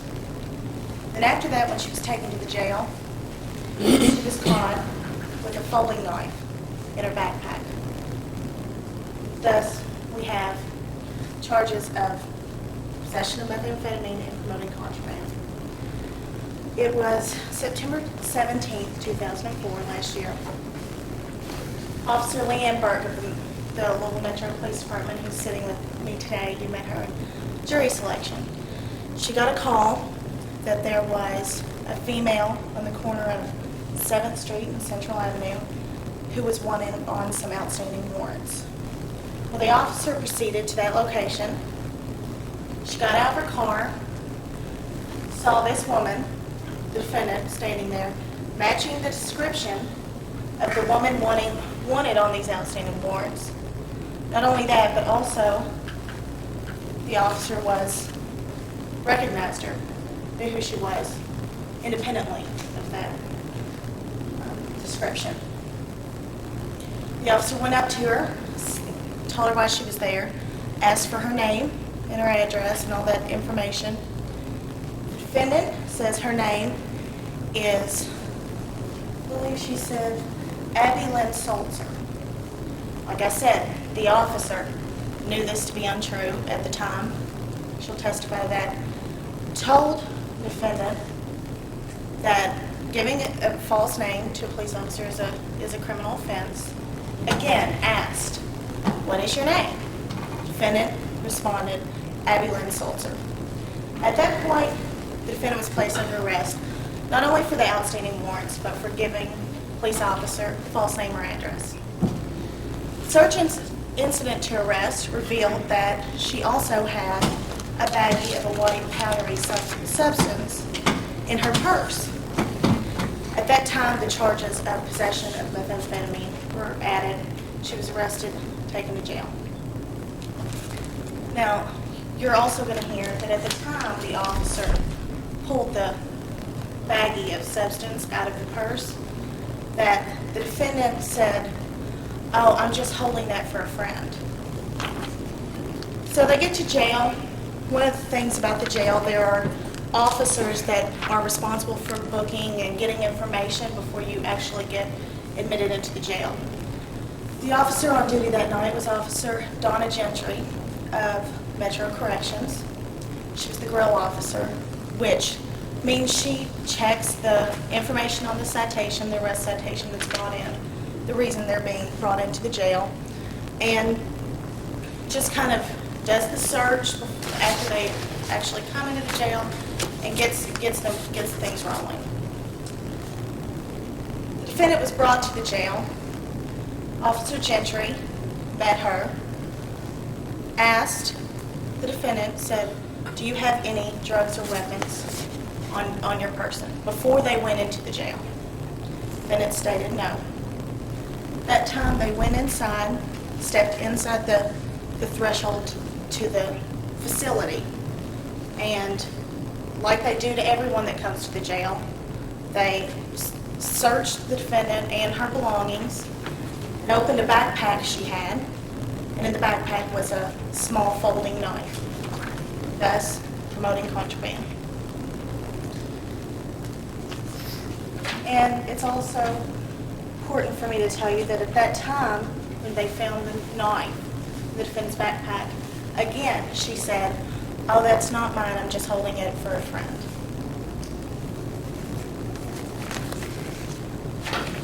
And that's it. It's simple, it'll be short. You're going to hear from Officer Gentry at the corrections. You're going to also hear from Officer Berg. Other than that, you're going to hear from the chemist who tested that white substance I talked about that was found in her purse, and she will tell you that it did in fact come back positive for methamphetamines. Now, you're going to hear from two other people, two other officers, Lieutenant Williams and Detective Blumeyer with the Louisville Metro Police Department. These officers, their role in this case was they transported the drugs, methamphetamine, from the Louisville Metro Police property room to the laboratory and then back again. Their testimony is going to be short. It's going to seem at the time kind of boring, and it's going to seem pointless, but I want to tell you why I'm going to put them on. It allows me to ensure to you that the evidence that I'm going to bring in and show to you today, that white powdery substance, is the exact same evidence taken out of her purse back in September. So, simple. At the end of this trial, I'm going to get the chance to come back up here and talk to you a little bit again, make my arguments, and at that time, I'm going to ask you to find the only reasonable finding in this case, and that would be guilty on all charges. Thank you. Thank you, Ms. Snyder. Mr. McLeod, you may give your opening remarks at this time. Yes, Judge. If it may please the court. Yes, sir, it does. Counsel. Good afternoon, ladies and gentlemen. I agree, it is a simple case, but not that simple. And this is why. It doesn't offend you. My client, Alicia, worked at Bare Necessities. That's the corner of South and Central. She, in her employment, was employed as what they call a mixer. So she would deliver drinks to gentlemen or females that were in a bar, and it's a club, it's a strip club, it's they dance inside the clubs. The backpack and the purse they're talking about is one and the same. It's a little purse backpack. And because she's in a position different than the women that dance in the club, she could keep that with her because, as you can imagine, and I've never been there, but you can imagine that the women that are dancing aren't dressed in things that probably have pockets and things that they can protect and keep money and valuables that they have when they're dancing. And so there's a lady on September 17th, this wasn't any different, but a lady named Jeanette Martinez is a friend of Alicia's, was a friend of Alicia's. And she had worked there as well, and she danced. And they put money, she'd get money from the tips from the stage, and she'd need a place to hold it. And she had absolute open access to Alicia's purse, to her backpack. It's a little backpack thing, and it had a front zipper part that segmented it from the large part in the back. And that's where she trusted her, and Ms. Martinez trusted Alicia. And she would put the money that she made in the very front of it, and it's her own little compartment. And it was the only way inside of the bar to, I guess, have a patron walk out with your purse, to have someone else working in the bar take money out of your purse. But it was understood that the front of that, because she was in a different position, she's serving, she can keep track of it, she's not up on stage. It was understood that that's where it was, and they would keep it segmented in the front of that little backpack. She had no idea what was in there. She wouldn't go in there because it's her money as well. She didn't charge her anything. They'd known each other a long time. At some point, she had bench warrants. She hadn't gone back to court. She's a single mother at this point. She's since married her longtime boyfriend, who's an electrician. At the time, she had only worked for a few weeks because he was out of work. But she's maintaining, she has to do something because they don't have funds coming in, and so she's at bare necessities, and she knows the people there.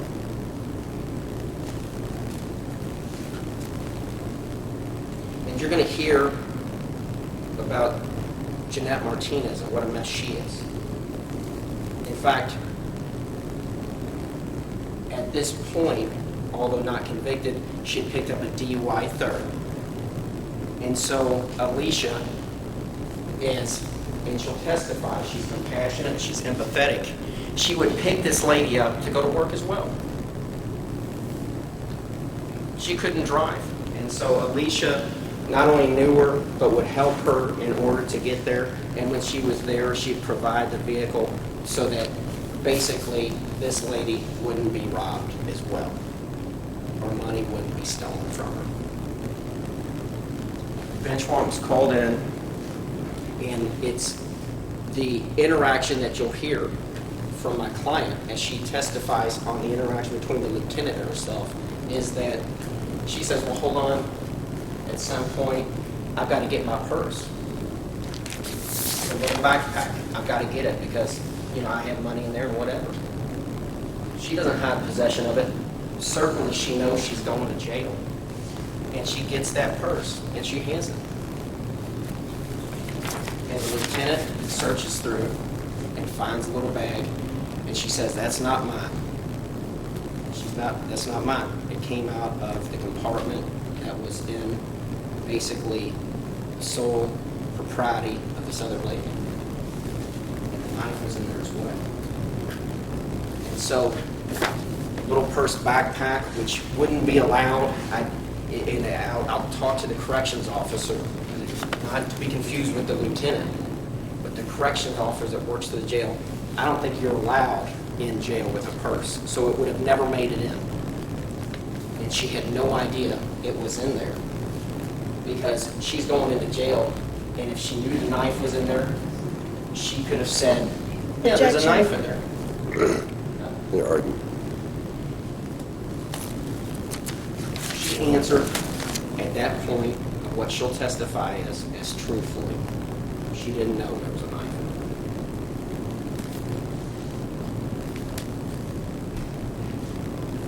there. And that's the case.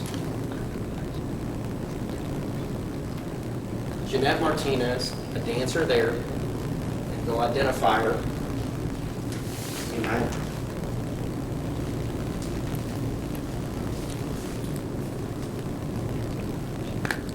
Your Honor, may I approach? No, I'll sustain the objection.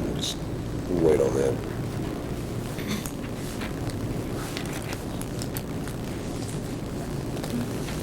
Jeanette Martinez, if she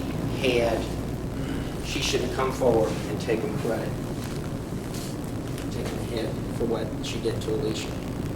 And at the end of all of this, and if you hear Alicia testify, and another witness testify about she knew the habits between them, I'm going to ask you to come back and find not guilty and send her home to her family. Thank you. Thank you, Ms. McLeod. You may call your first witness, Ms. Snyder. Your Honor, the Commonwealth calls Lieutenant Phil Williams. Lieutenant Williams.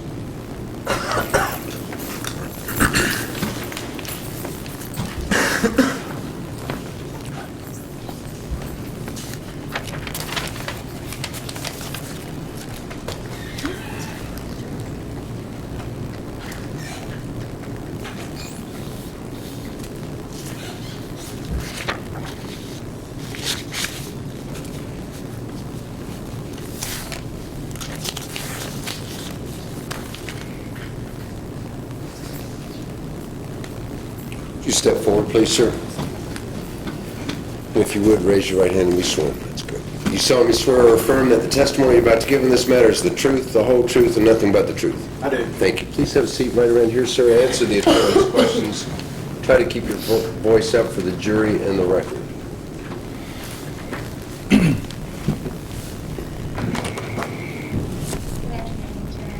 Would you introduce yourself to the jury? Yes, I'm Lieutenant Phil Williams, And where are you employed? Louisville Metro Police Department. In what capacity are you employed in? I'm a lieutenant assigned to the narcotics unit. And could you tell us some of your duties and functions? Currently, I'm in charge of 3 groups in the narcotics unit. One is the script or diversion group, the other is the airport interdiction group, and the last group is the technical operations squad. And how long have you been with the local Metro Police Department? 20 years. Were you in any other police departments before? No. Were you employed there on September 22nd, 2004? Yes. Did you have the occasion to do anything in the investigation of Commonwealth versus Alicia Lab? May I see the envelope? Yes. May I approach? Yes, yes.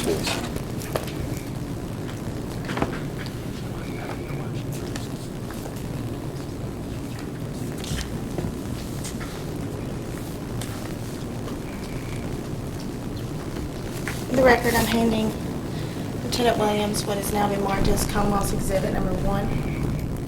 Do you recognize that? Yes, I do. Could you tell the jury what it is? It is an evidence envelope that's deposited across the street in the property room in the basement of headquarters. Have you had any contact with that envelope? Yes, I have. Looks like September 22nd, 2004, at approximately 12 noon, myself and Sergeant John Butts transported this envelope to the Kentucky State Police Crime Lab to be tested. And you talked a little bit about the property room. Could you tell us a little bit more about where you got that? Yes. When officers bring evidence like this down to the property room, after they get with a property room clerk and it's logged in and the sticker's put on the front, it's sealed and it's dropped in the locked drop box down in the basement of headquarters, and myself, a sergeant, and 3 detectives have keys to that lock box. 3 times a week we go and empty the contents of that box out, and then we transport these envelopes to the lab to be tested. How was the evidence packaged when you got it out of that lockbox? Just as it is here, and there's an evidence seal across the back, and it was sealed when we took it to the lab. Did you open that seal? No, we don't ever open the seals down there. You stated that you Yes. Who did you turn that evidence over to? The lab? Denise Elliott, she's a chemist at the lab. From the time you removed that package from the lockbox until the time you turned it over to Denise Elliott, was it in your exclusive possession and control? Yes, mine and Sergeant Butts. And the procedures you've just described, are they the normal procedures done to ensure chain of custody in every drug case? Yes, we have 2 of those 5 officers I said earlier transport it to the lab and then to bring it back. Were all the procedures followed in this case? Yes. No more questions. Do you have any questions of this witness, Mr. McLeod? I do not, Judge. Thank you. Thank you very much, Lieutenant, for being with us today. You're now excused from these proceedings to go about your normal course of business, or if you wish, you may remain in the courtroom. Thank you. We call your next witness. I'll call Detective Blumeyer. Blumeyer.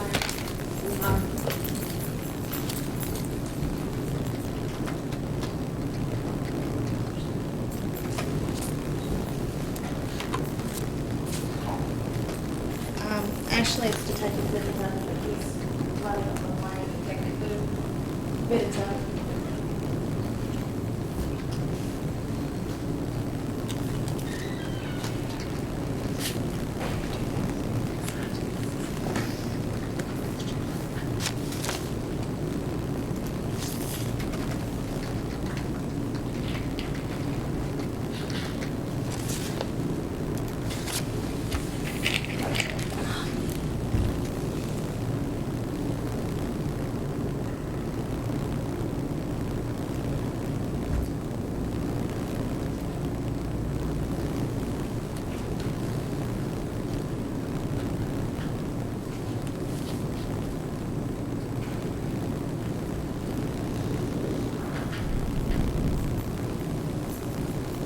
Actually, the Commonwealth calls Denise Elliott. Miss Elliott, would you step forward, please?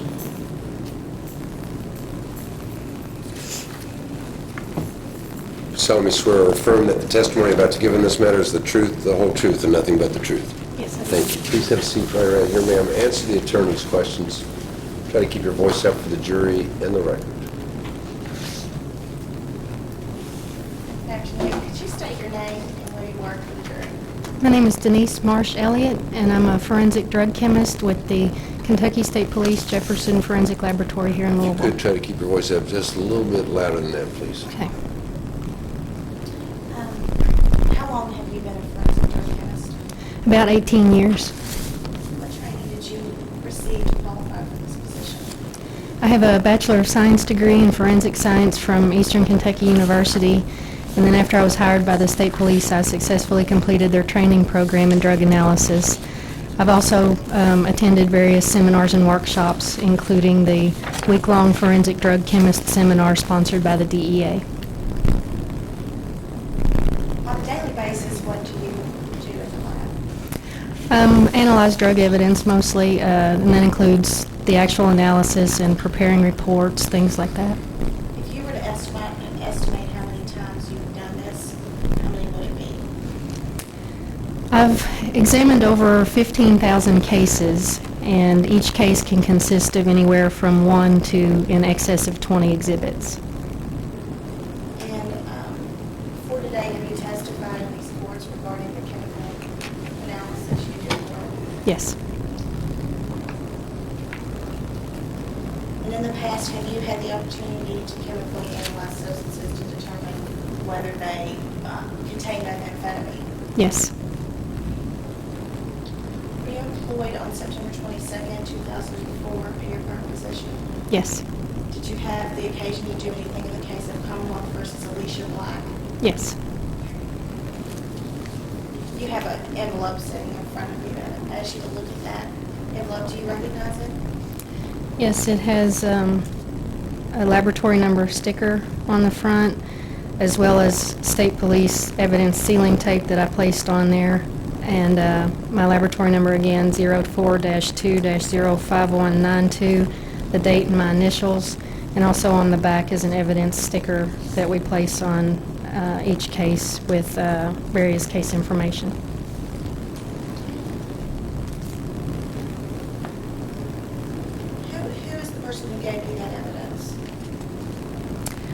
I received it from Sergeant Butts and Lieutenant Williams of Metro Narcotics on September 22nd, 2004 at 12 o'clock. Okay, and how was it packaged at that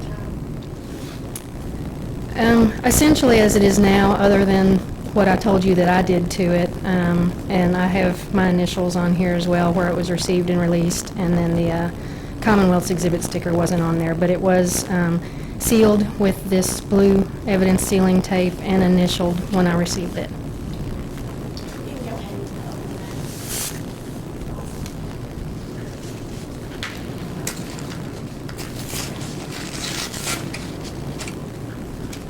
So could you tell us while you're opening that, what you did with the evidence after you received it?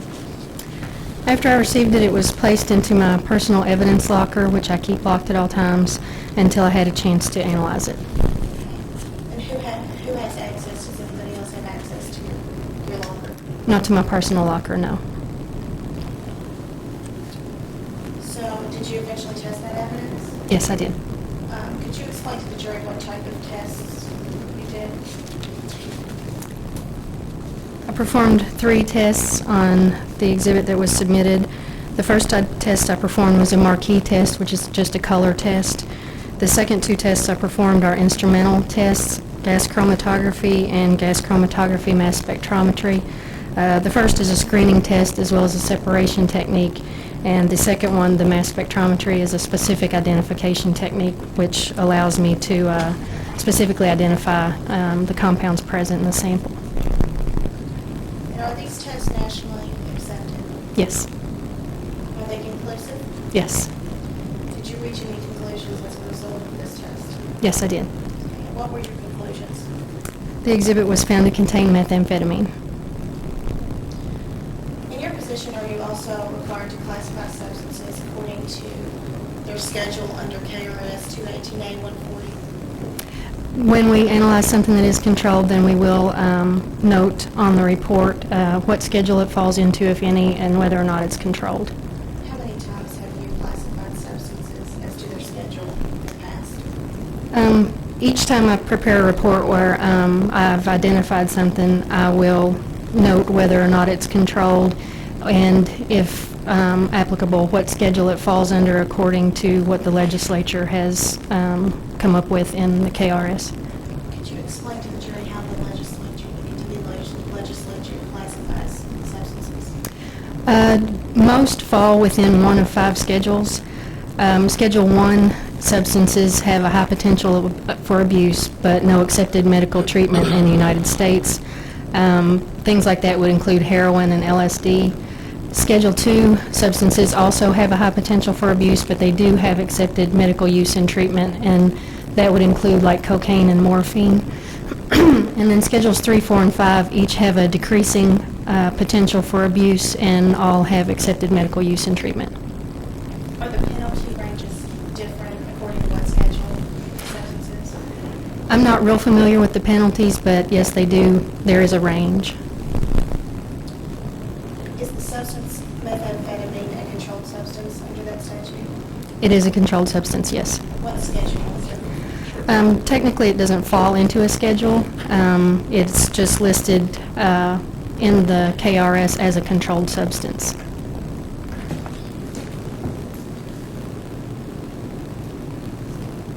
During the time that the evidence was in your laboratory, did you maintain exclusive control over it? After I received it and until the point of time when I released it back to the agency, it was in my control, yes. Did you leave the substance unattended at any point while testing it? No. And I believe you already stated you did repackage the evidence. Yes, I did. Did you at some point turn it back over to anyone? Yes, I did. Who was that? It was released to Detectives Vidito and Blumeyer of the Metro Narcotics Unit on November 4th, 2004 at 10:15. Questions you Do you have any questions of this witness? No, Judge. Okay. Thanks very much, Ms. Elliott, for being with us today. You're now excused from these proceedings to go back to your normal course of business, or if you wish, you may remain in the courtroom. Thank you. We call your next witness. Detective Vidito?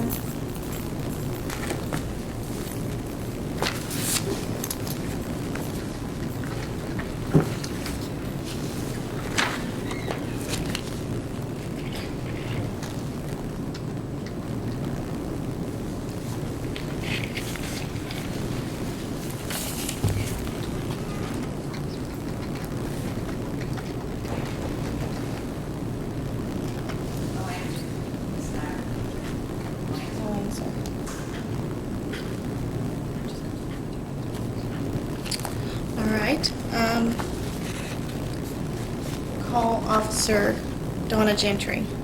Gentry, Officer Gentry.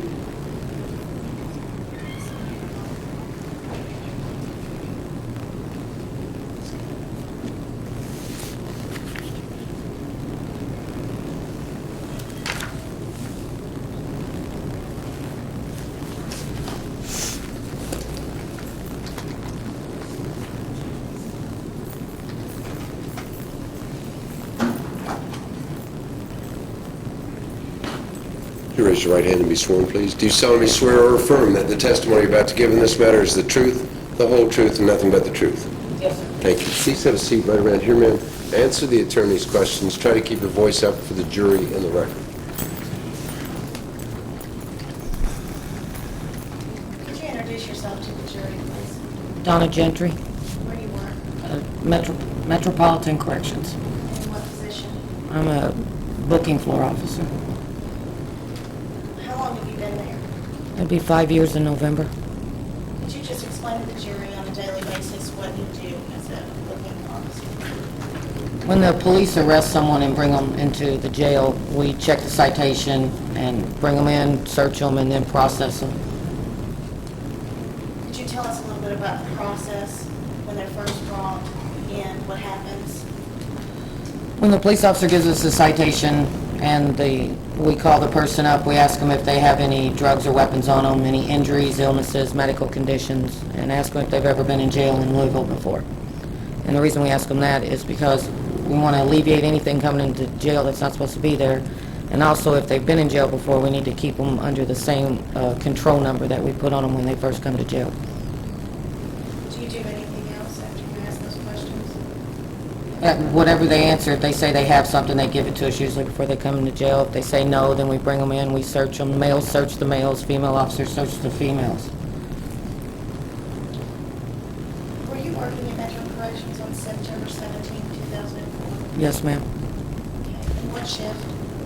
Third shift, 11 at night, 7:30 in the morning. Did you come into contact with the defendant, Ms. Blackman? Yes, ma'am. Do you know what time?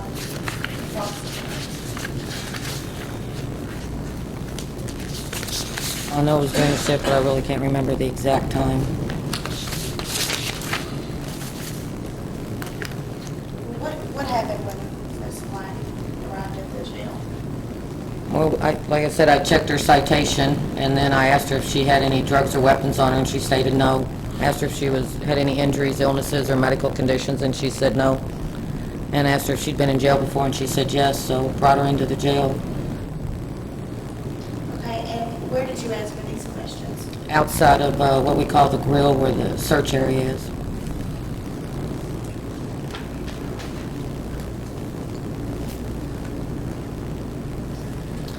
What happened after you went inside the jail? Brought her in, set her little backpack up on the table. We asked them, or I asked them, to take everything out of their pockets and put it up on the counter, take out all jewelry and all body piercings, and their shoes off, their hats off if they have them, belts if they have them, and it all goes on the counter. As they're taking that off, we search their purse or their backpack or whatever, container they bring into the jail. Did you find anything in defense belongings? Yes, ma'am. What did you find? I found a gray in color metal folding knife. Did the defendant say anything when he found that knife? Said she was holding it for a friend. So what did you do with the knife? I took the knife, informed our sergeant, and then we took pictures of it. And then I charged her with promoting contraband. Where was it placed? Did you take it to the property room? What did you do with it? Because it was legally, if she had it on the street, it's not long enough to be considered illegal. So we put it in her property so that she could get it when she got out of jail.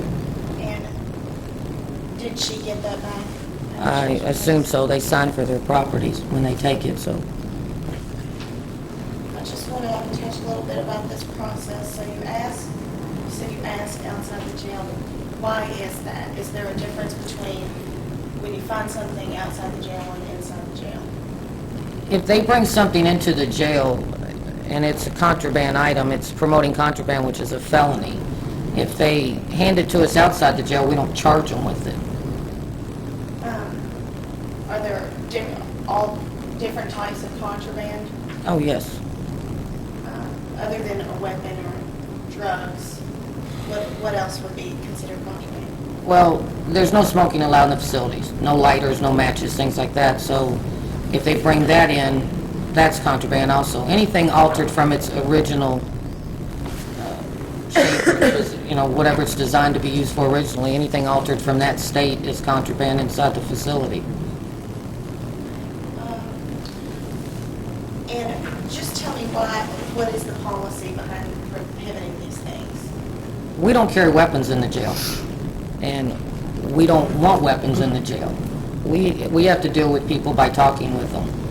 And if a weapon gets inside the jail, it's very dangerous for our safety and other inmates' safety.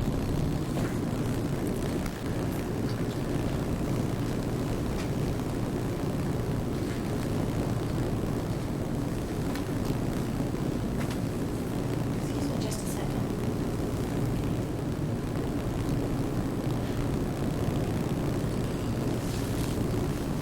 No more questions, right?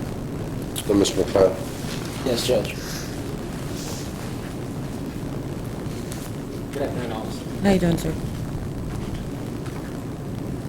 Now, I want you to explain to the jury. I mean, someone's coming in, they come in through the Sally Port. Can you explain that to the jury what the Sally Port is? The Sally Port's like a big garage. It's where the police cars pull into, and then they get out, and there's a bench for the inmates to sit on before they come into the jail. It's kind of like a small waiting area. And when someone's charged with contraband, a lot of times, or a majority of the time, or you tell the jury, it's because they've secreted things on their own body. Is that correct? A majority of the time, yes, sir. So if Officer Berg had searched someone on the street, it's not a strip search out there. True.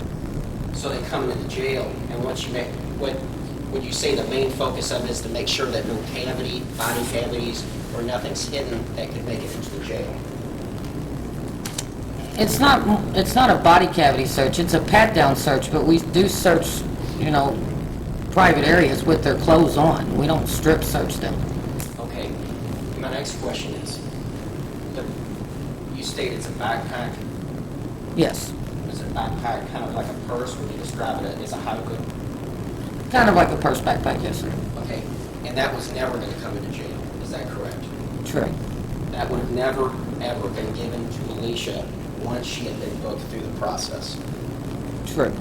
So when she walked in, and she said she had nothing on her person and nothing there, there was no chance of that knife inside of that purse getting inside of jail. Is that correct? Well, it was inside jail, sir. When they walk across the threshold, it's in the jail. But that backpack was not going to leave that area where you're doing your administrative search. It leaves the area when we put it in their property, yes, sir. Okay, but at that point, it's out of their control. It's sitting on the table right beside them, yes, sir. Okay, and then you take possession of it, and you probably go through, and explain to the jury, you probably go through some type of procedure to check that into their property. We take their property, search it on the grill along with the person. It's all there on a counter right beside the wall where they put their hands up to be searched. And then once they're taken, it goes in a bag, a paper bag, and then it goes to the property room. Okay, and so on the citation as well, you state that you go with the citation of the arresting officer. Is that correct? Yes, sir. And you check information there? Yes, sir. And she had not been charged with carrying a concealed deadly weapon? No, sir. And Officer Berg didn't retrieve a knife out of the purse as well? Not to my knowledge, no, sir. I have no more questions. Anything else, Ms. Snow? Just a couple. The threshold you're talking about. Yes, ma'am. That threshold is the dividing line. Is that the dividing line between inside and outside of the jail? Yes. For purposes of promoting contraband? Yes.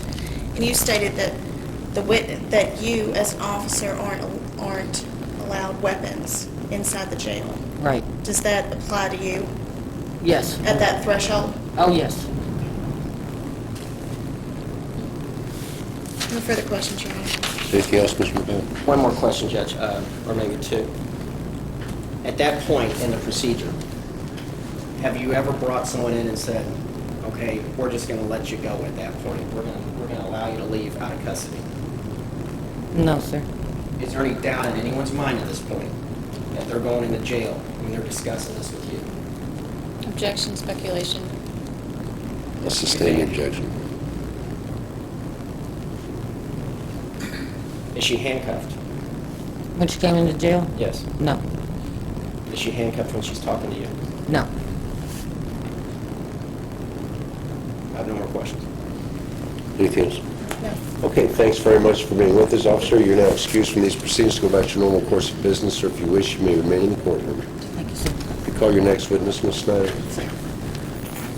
Your Honor, we call Detective Todd Benedict. Let's try Detective Vitito again, Sheriff.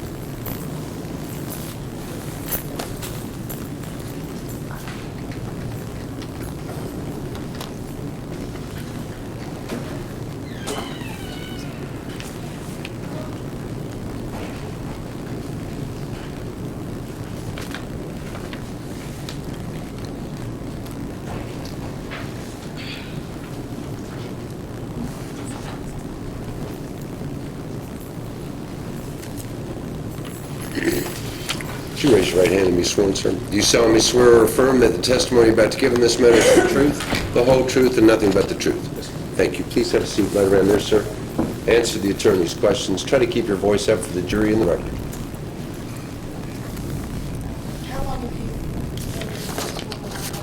been I've been in narcotics for 4 years, What about principal of drug police? 15 years. Could you tell us a little bit about your daily functions, your duties there? Yes, ma'am. My unit provides the surveillance for the narcotics unit, and we transport the evidence to and from the state lab. Do you employed there November this year? Yes, ma'am.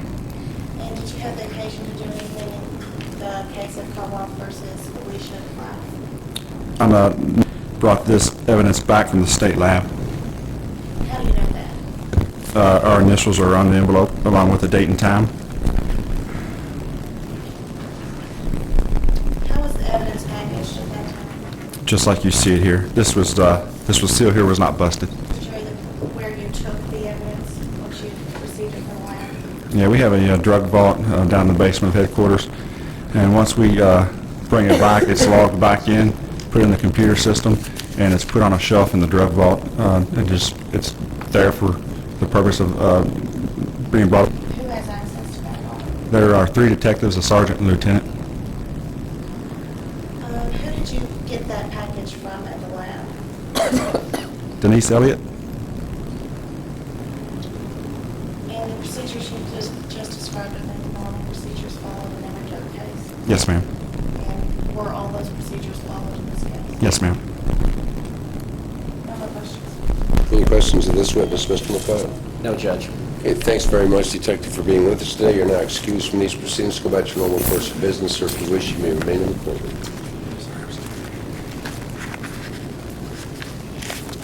May call your next witness. Commonwealth calls Officer Leanne Berg. Officer, would you step forward, please? If you would, raise your right hand. Do you solemnly swear or affirm that the testimony about to give in this matter is the truth, the whole truth, and nothing but the truth? Yes. Thank you. Please have a seat right around here, then. Answer the attorney's questions. Try to keep your voice up for the jury and the record.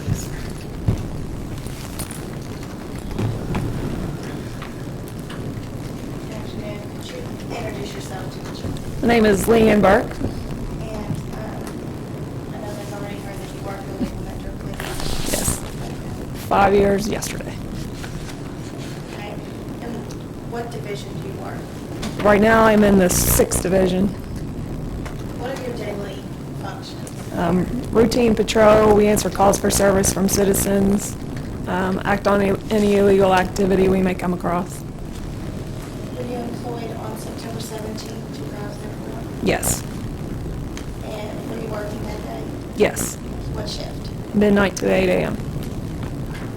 Did you have occasion to come in contact with the defendant that night? Yes. How? Could you explain how you had it done? I received a radio call on a female subject who had outstanding warrants, and I was given the address 7th and Central, and I proceeded to that location and found the defendant there. How soon did you go after receiving this call? I proceeded to the location right after we got the call.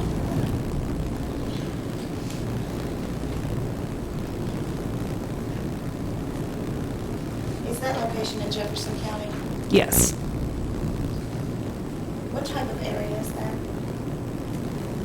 Just is it residential, is it commercial? Residential with a few businesses mixed in. Were you alone that night or with someone else? Was I riding alone? I was riding by myself, yes. What time did you arrive there at 7th and Central? I'm not positive on the time. If I were to tell you, if I were to tell you it was 2:55, would that ring a bell? That would sound about right. And was the defendant Yes. there? Where was she? She was actually inside Bare Necessities. She was in the dressing room. What happened when you got there? When I got there, I approached her. I asked her for her name and her address and date of birth. She gave me the name Abby Lynn Sulzer and a date of birth. I then advised her that it was against the law to give a police officer a false name or address or any information concerning that. And I asked her again for her name and date of birth. She again told me Abby Lynn Sulzer. At the time, why didn't you just take her at a warrant that her name was Abby Lynn Sulzer? I knew that that was not her name due to previous experiences with her. Judge, can we approach? Sure.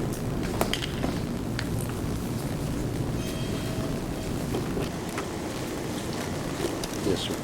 I'm going to object, and I don't know what to do in order to... Well, you knew it was coming. She already testified. What's that? That she knew it from a previous experience. She just got through telling us earlier. She said that. Who did? That's what I'm Says she checking. knew it. I mean, it's all in the discovery.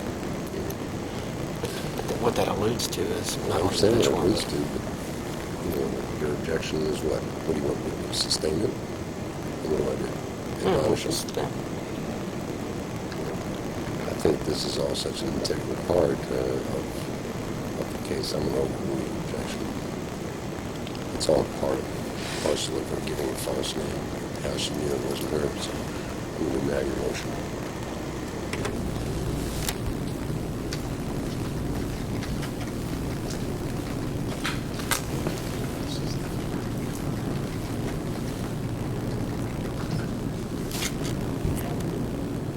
Were you in uniform that night? Yes.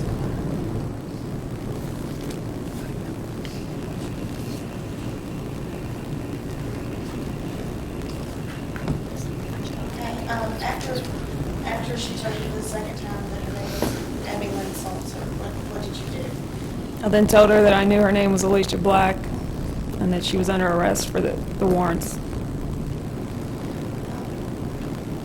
Did you search her at that time? Not at that point in time. At that point in time, I let her get some belongings together, and then I took her outside, so I didn't want to handcuff her in the business, so we wouldn't make a scene. And then we proceeded outside. At that time, I searched her at my car. What type of belongings did she have? She had a purse. Did she have anything else? No.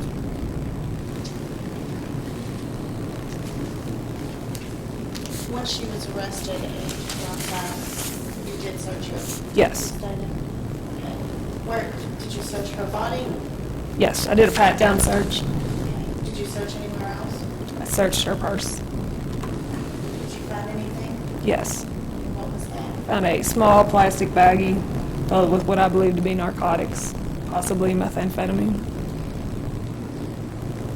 There's an envelope sitting in front of you. Will you look inside that envelope?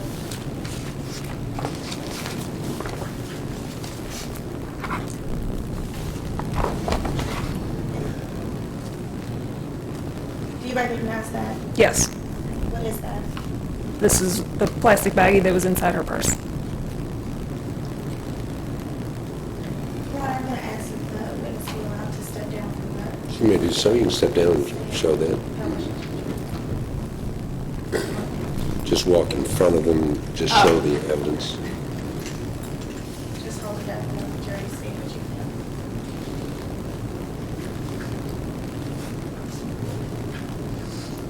Can I see it?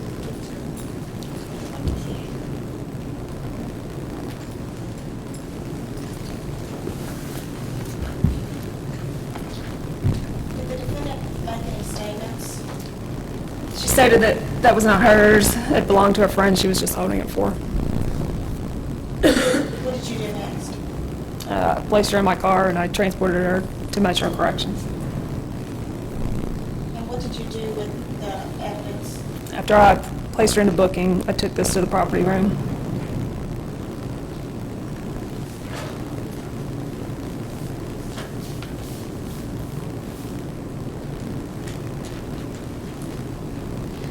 Now, when you were looking at her purse, did you see anything else?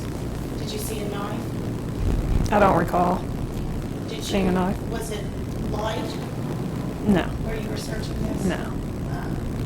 How thoroughly would you say you searched it? Just a quick search of it.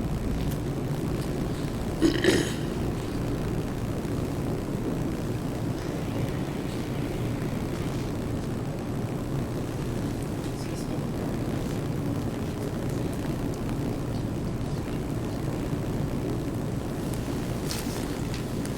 And did you, after you found the baggie that's in front of you, did you continue searching the purse at that time? Yes.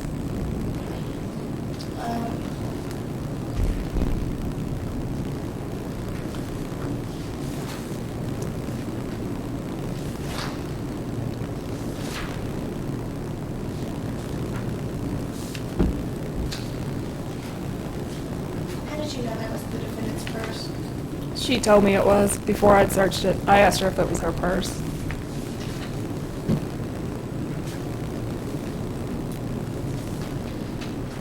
Ron, at this time, the Commonwealth would ask, Commonwealth's Exhibit Number 1 be admitted into evidence. No objection. Maybe certainly.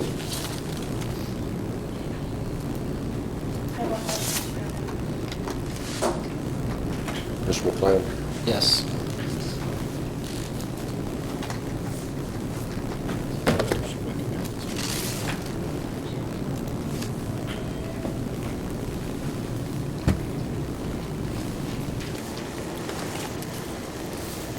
Yes. This lady was in the dressing room. Mhm. And So I what's asked her if this? she recognizes her. Okay. I think this is a prelude to the defense admitting a bunch of character witness evidence on this lady who, according to him, in opening is not going to testify. You may show the exhibit to the witness, see if she can identify it. Thank you. Do not publish it to the jury until it's admitted, all right? Yes.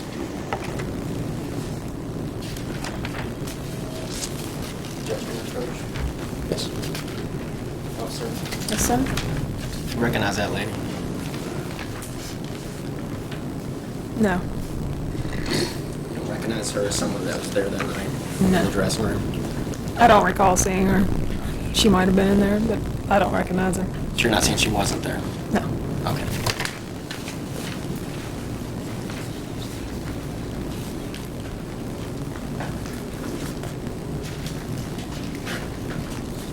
Now, when you went into the dressing room, Yes. you immediately recognized her, technically immediately recognized her. Yes. Okay, and at that point, she didn't have a purse on her. She had it on the counter. She was standing beside it. Even though she asked to get a purse. She took it with her, yes. Okay, so she grabbed it when you then Yes. taken her out, is that correct? Yes. Okay. If she wouldn't have touched it, wouldn't you have, Probably not. and at that point, when she walked outside, she knew you were going to arrest her. You made it clear to her that you were going to arrest her. Yes. So she knew she was going to jail.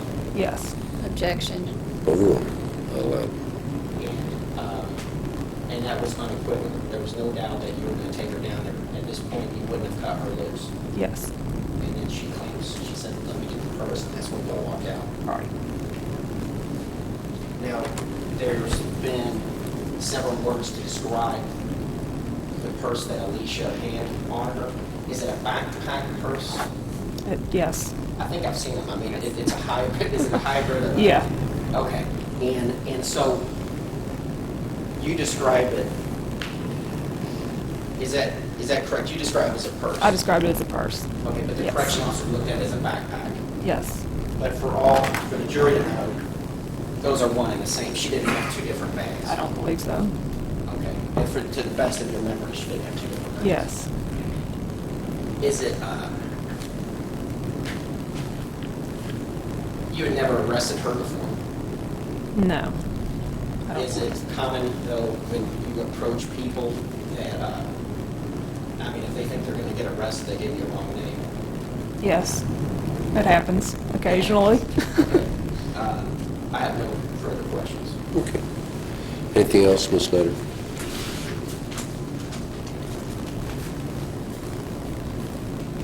Anything else? No, we are. Okay, thanks very much, officer. You may return your seat in the court. May call your next witness, Ms. Snyder.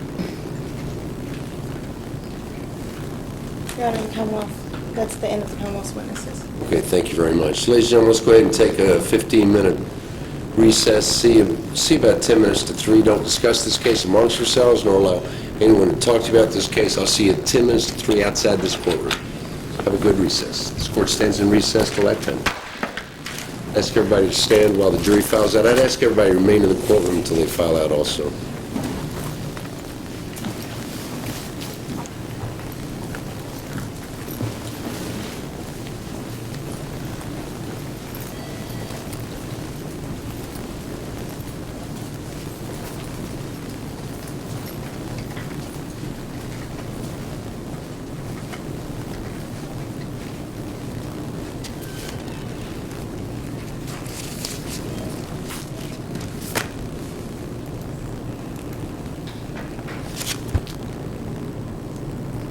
You all may be seated. Do you have any motions, Mr. McLeod?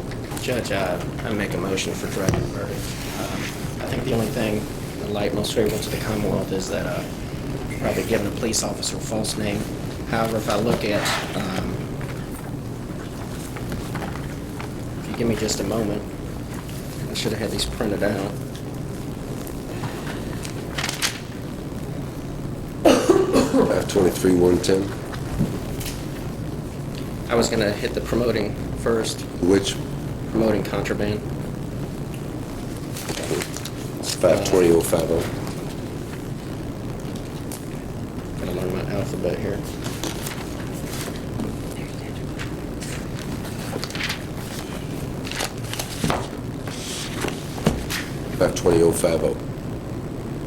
Here it is, yes. Judge, I think they have to show that they knowingly introduced the dangerous contraband into a detention facility or a penitentiary. In any number of scenarios, you could envision or imagine that either Officer Berg would have taken, if she found the knife inside of a purse, we're saying she didn't know what was in there. And I think it came clearly out that that purse wasn't going to make it into the jail as well. It wasn't secreted on her body at any place. And so, even in the light most favorable to the Commonwealth, I'd ask that the court direct a verdict on that count. Okay, your motion is denied. I'm looking at Fulton versus Commonwealth. You know, that states that the booking room of a county jail is a detention facility. It would appear, based upon the witness's testimony, that the person is in the booking area or in an area which is controlled and managed by the Metro Corrections Department. If we were to take the logic further, you'd never really be able to make a charge, because anytime a person was caught entering a facility, that would be technically outside of the facility. So I think the statute is pretty broad, and it just encompasses what your client has allegedly done. Judge, so the motion is denied. The possession is the same thing, and it's a matter of intent. Well, that goes to the jury then, doesn't it? And obviously, it's a dangerous instrument. I mean, it's dangerous. It's a knife. Understand. Motion denied. Anything else? That's the judgment. Okay. You ready to proceed then at, what time did I say, 10 minutes to 3? You ready to go? Yes, I am. McLeod, you ready to go? I'll be ready to go. How did those instructions look, Ms. Snyder? They look pretty good? Call on them. Look pretty good? How about promoting contraband in the second degree? Have you thought about that? I haven't, Your Honor. I'll think about that on this Friday, though. I'm not sure. I mean, it's a dangerous, dangerous contraband. I don't know. That's the difference. Whether this knife is dangerous or not, I think it is.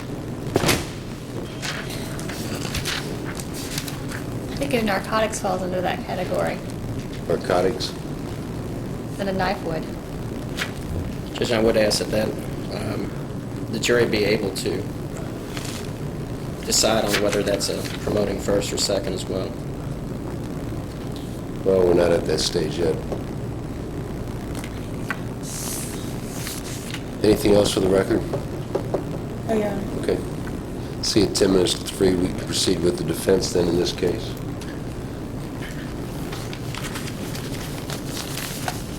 Thank you, Judge.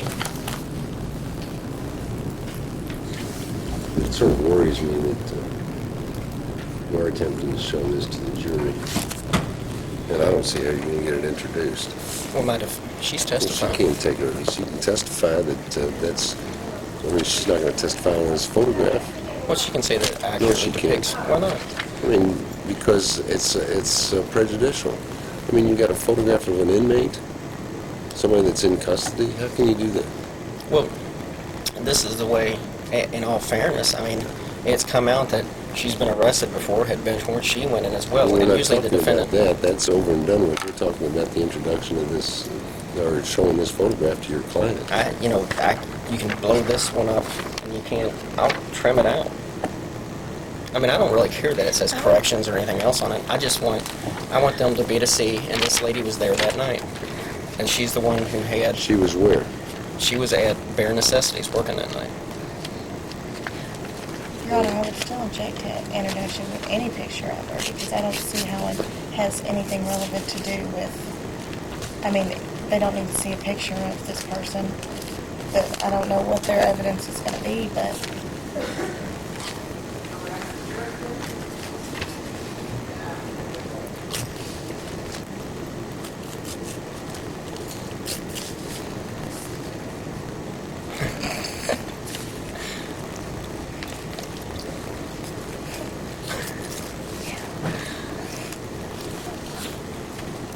This is what you call chipping away at evidence. Thank you, Judge. it definitely looks like a picture she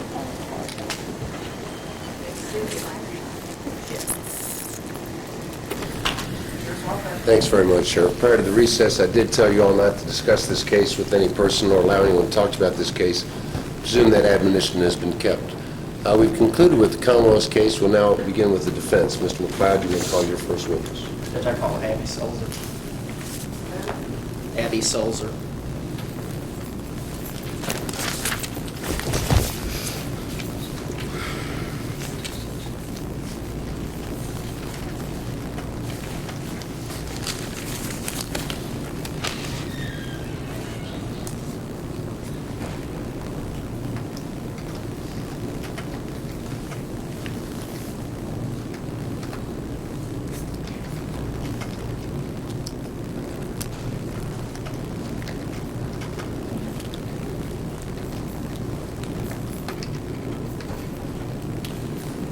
Would you raise your right hand, please, ma'am? You solemnly swear or affirm that the testimony about to give in this matter is the truth, the whole truth, and nothing but the truth? Thank you. Please have a seat right around here, ma'am. Answer the attorney's questions. Try to keep your voice up for the jury and the record. Sulzer, tell the jury your Abby Sulzer? Is that spelled S-U-L-Z-E-R? Huh? Okay, great. Thank you. Now, you've probably come to the understanding that someone used your name. Yes, sir. Okay, explain what you know about that. I know it was used and it was corrected and locked up. She got locked up and they used my ID, but I mean, it ain't no big deal to me. Y'all are? We've been friends for a while. Okay. Judge, can I approach? Yes, sir.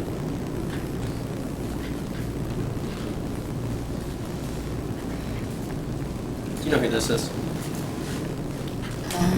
Yes, sir. Who's Jeanette Martinez. Jeanette Martinez, and how do you know her? We worked with her, and I grew up with her for a little while. Okay. Does that fairly and accurately depict? Yes, sir. So you recognize her? Do you know where she worked? She's a dancer. She worked a lot of them.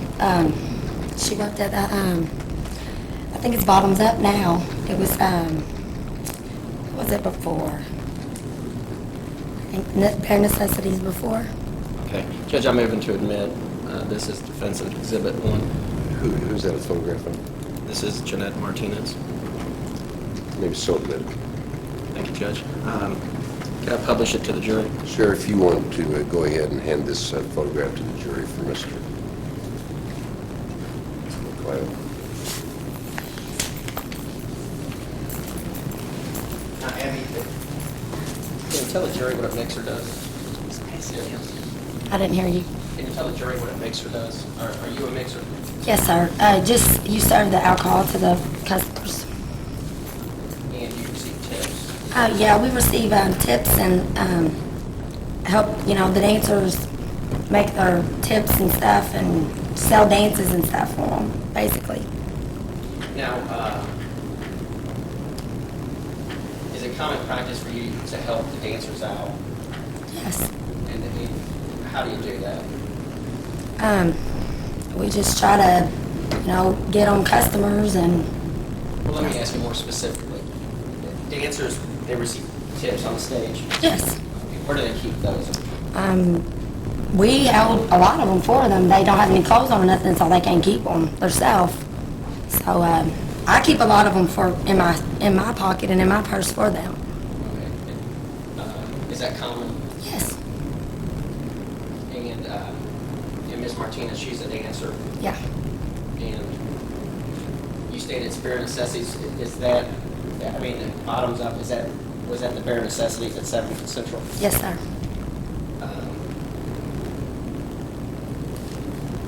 And at this time, you knew she worked there as well? Yes, sir. I have no more questions. Ms. Snyder, you have any questions of this witness? Just a second.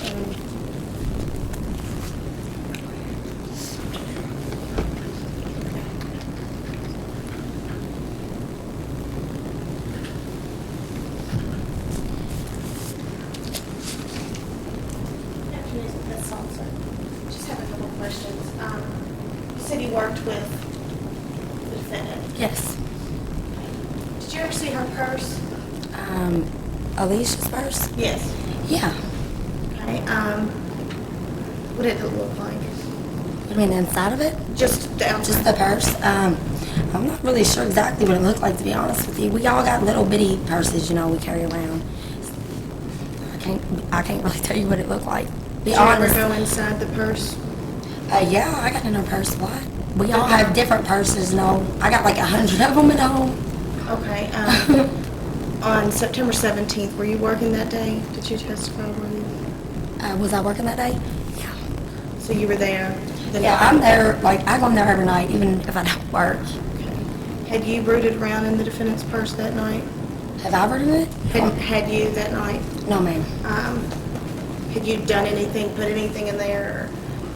No. Have you seen anybody else rooting around in the purse? No, I didn't see anyone rooting in it. But I really didn't, So you don't I really know didn't pay any attention and watch. So you really don't know anything about her purse that night? Where it was or what she was doing with it? No, I don't know exactly where it was or anything like that.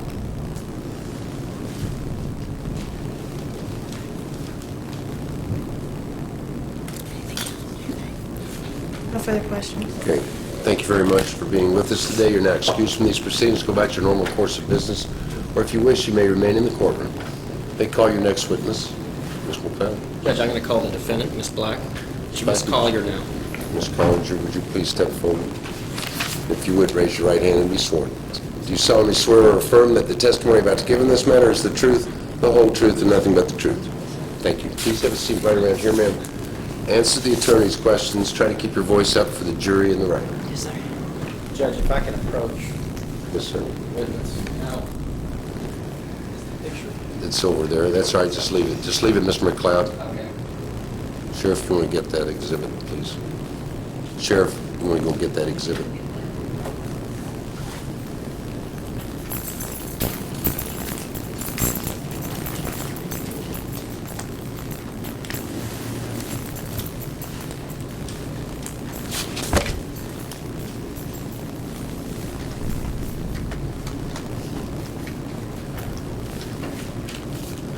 Alicia, did you put a methamphetamine in your purse that night? No, sir. Is No, that sir. knife yours? Pardon me? Is that knife yours? No, sir. Who's the lady in the photo? A longtime friend of mine, actually, Jeanette Martinez. Try to keep your voices up, both of you, all right? Okay.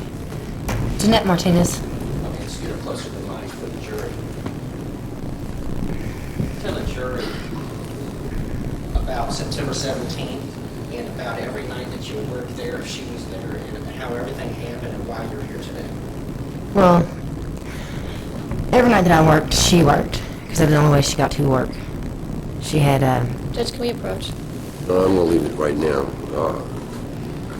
Don't go into anything she said or did, all right? okay. Well, basically, we'd go in about 8:30. She'd go get dressed. If I decided that I wanted to wear something else, I'd go get dressed as well.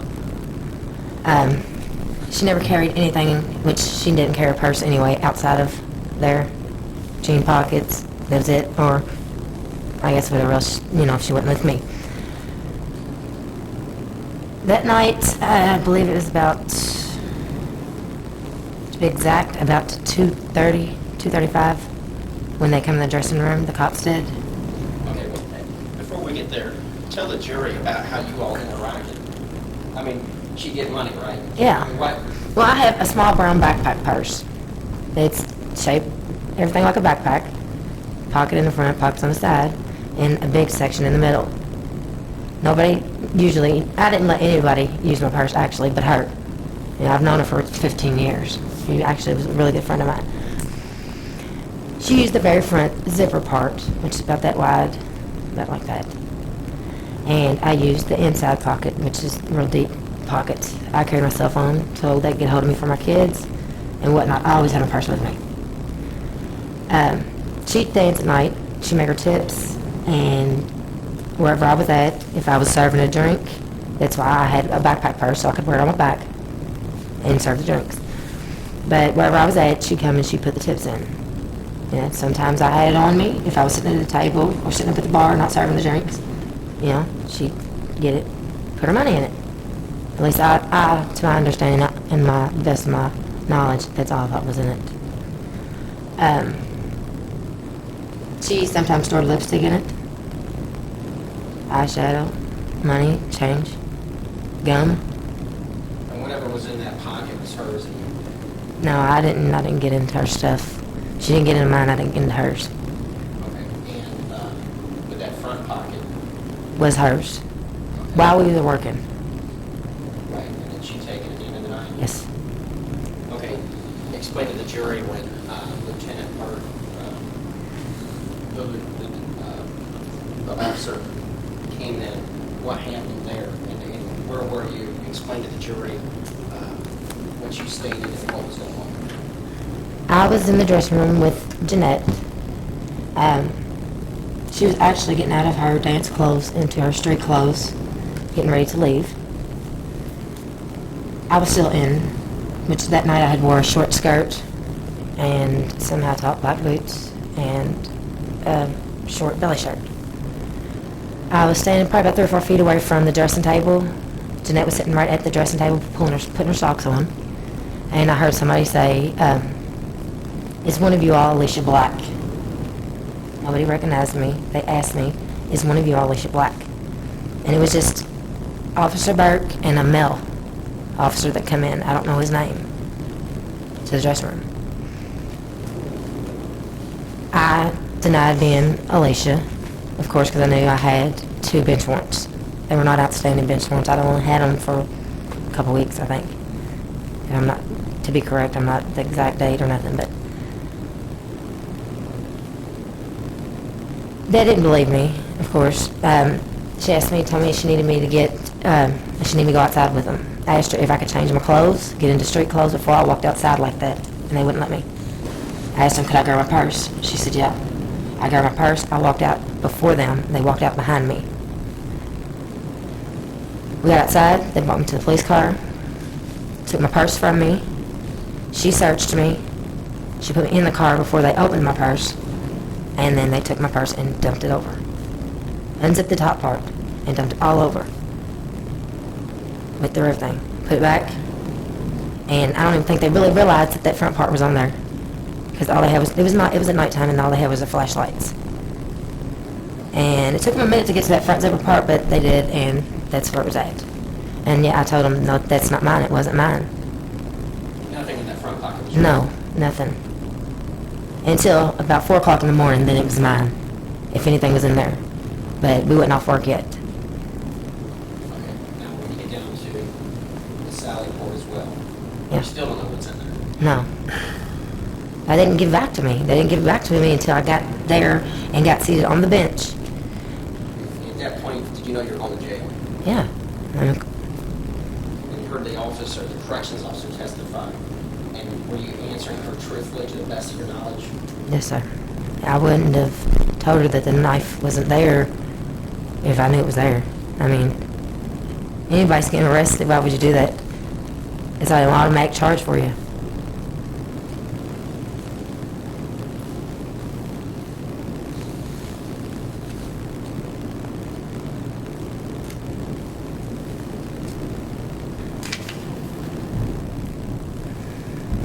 I'm going to ask you one more time.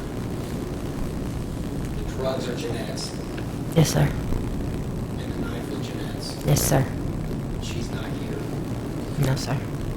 You all are long friends. No.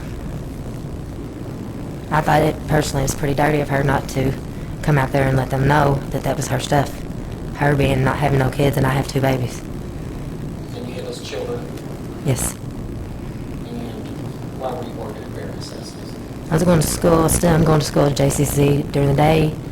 I danced at night because my husband, which was my boyfriend at that time, we had gotten married, I think 2 or 3 months after that, lost his job as an electrician with S&J Electric. And I had a house. I had a house in PRP, very nice house. I have 2 of my own kids and a stepdaughter that we take care of. I can't lose my house, and I have to take care of my kids.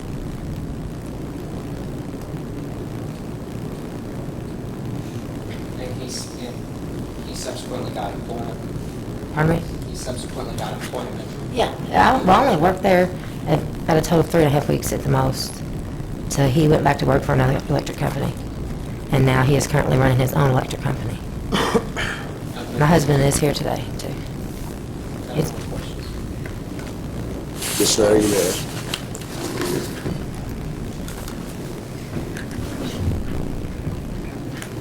So when you worked, you allowed this Jeanette Martinez to use your purse? Not use my purse. To use that compartment Yes. in your purse? And you said that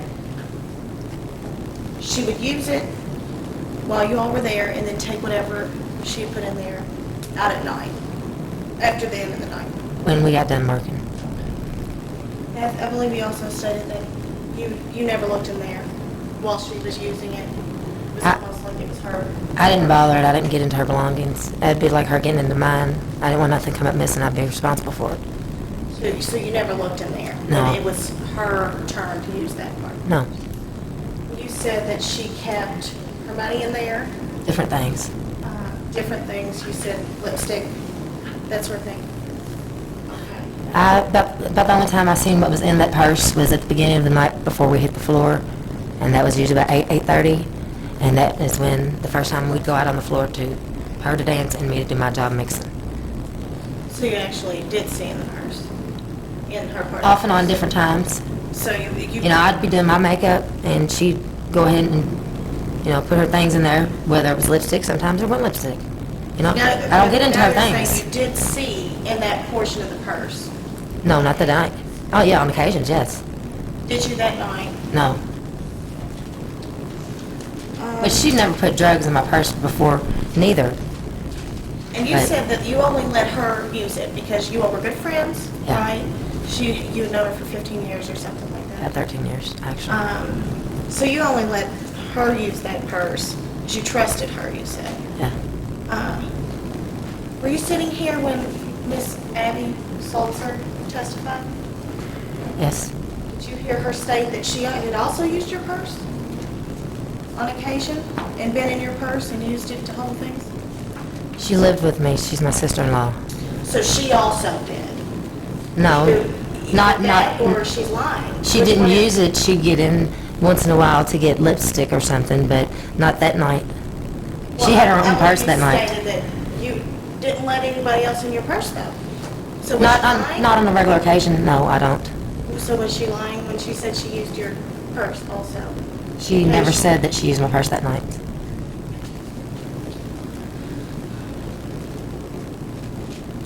If she used my purse that night, I was unaware of it.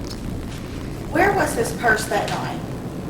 It was either on my back, I don't know every exact spot, but I mean either right here on my back, or if I was at the bar, it'd sit up on the bar.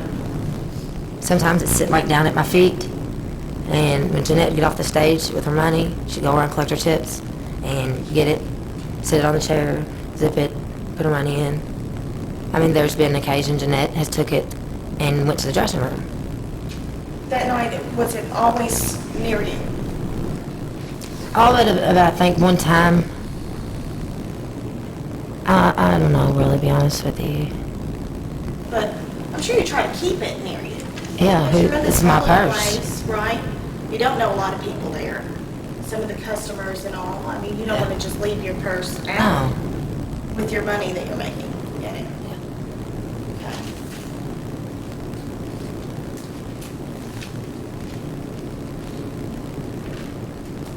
At the time you saw Officer Berg come into your, were you in the dressing room at that point? Mm-hmm. Okay. She was in uniform. Mm-hmm. And you stated on direct that you knew that you had outstanding bench warrants. Mm-hmm. You did know that. So you knew, especially when she said your name, she was there to arrest you on those bench warrants. Yeah. Just like you knew when you got to the jail that you were being arrested, taken to jail. Yeah. I mean, that's. If you get taken down there, I mean, they're not gonna let you go. Right. But when Officer Berg asked you your name, you weren't forthcoming with her. You testified, you said your name was Abby Fultzer. Sulzer. Sulzer. I don't believe anybody willingly wants to go to jail. Nobody I know, anyway.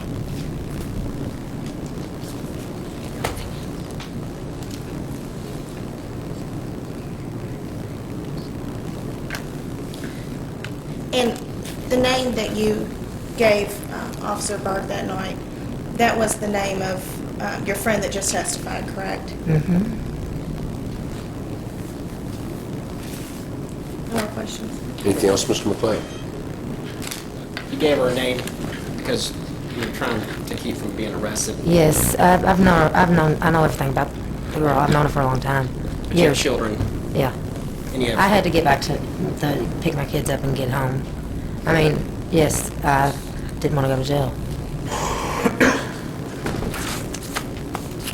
Okay, thanks very much, Ms. Black. You may return to your seat in the courtroom. You may call your next witness. Judge, that's a close of the defense case. Let me see, counsel.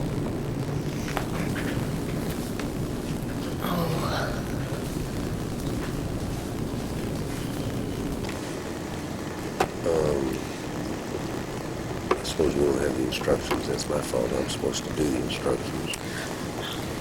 I mean, they should be over here. I think our clerk does clock and drop at 3:30. He was going to bring them over. Okay. We're closed tomorrow morning at 9 o'clock. Can we do that sharp? Can you get me the instructions here at 8:30? I can get him this afternoon. I mean, I'll bring him as soon as he gets here. I'll just stick I'm around. gonna go to the funeral home if I'm not gonna be in trial, so I won't be here this afternoon, so if you can get him here at 8:30 in a disc, so I can look at him. I'll just get over here. You got your instructions ready? I don't. I just asked if y'all had a promoting or something like that. I don't have anything on the desk. I normally don't prepare them. We'll go ahead and recess then for the jury till 9 o'clock, and then we'll see you all at 8:45. If you can get those dropped off a little bit earlier so I can look at them before I talk to you all, okay? I'll just come over at 8:30. Okay. Judge, on directed verdict. I'll wait till the jury's excused. Ladies and gentlemen, the case is ready to be submitted to you this afternoon. Because of the lateness of the hour, although it's not really that late, I guess. The instructions I have to review with the attorneys. They're not. I don't think they're very complicated in this particular case, but the attorneys need a chance to look at them. I will be reading those instructions to you, and then of course they'll be making their closing arguments. So we'll. And that could be around 4 o'clock or thereabouts, rather than staying that late. We'll go ahead and recess now, get an early start tomorrow morning at 9 o'clock. Don't discuss this case with loved ones. You can tell them that you're involved in a criminal case and that it should be over tomorrow, but don't discuss what the case is about, otherwise they might want to throw their 2 cents in, and that's what we're trying to avoid. The only evidence you're to consider has come to you from this witness stand. You now have all of the evidence. Now it's a question of applying the facts as you've heard them to be and the evidence that's been introduced to the law that I'll instruct you on tomorrow morning at 9 o'clock. So have a very pleasant afternoon. This court will stand in recess until that time. Keep in mind that admonition. If something happens that would prevent you from being here at 9 o'clock, you can call me in the blue pages and leave something on my answering machine, or contact the jury pool room. But I'm going to order all of you all to stay healthy, and all members of your family too, so that you'll all be back here. But if something does happen, please contact us, because I start worrying about you all. This court will stand in recess then until 9 o'clock on this matter. Ask everybody to stand while the jury files up, please.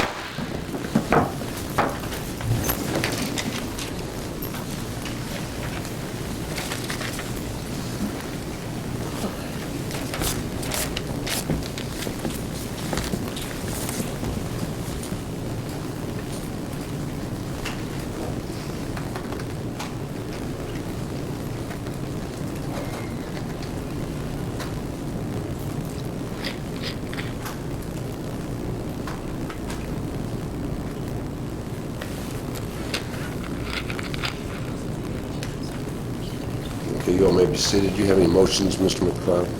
Judge, motion to direct the promoting contraband on testimony, which is it's clearly the intent. There was no knowledge there, and that would go to the possession as well. Yeah, I'm going to deny your motions. Thank you, Judge. Thank you. Anything else for the record? Okay. See the attorneys then tomorrow at 8:45, Mr. McLeod, 8:30, Ms. Snyder, or both of you can be here at 8:30. Let's look at the instructions. See if we can get them off the ground at 9 o'clock, all right? Okay, this court will stand in recess on this matter till 9 o'clock. Judge, is it okay to leave this stuff here? Sure. You don't need to look at the law? No. Okay. Not at this point. I think we can get this back over here tomorrow morning at 8:30, just on the off chance, or 9 o'clock. Returning the evidence. I think it got shot at. Returning the evidence to the officer for her safekeeping. See, I've got you on tape, officer.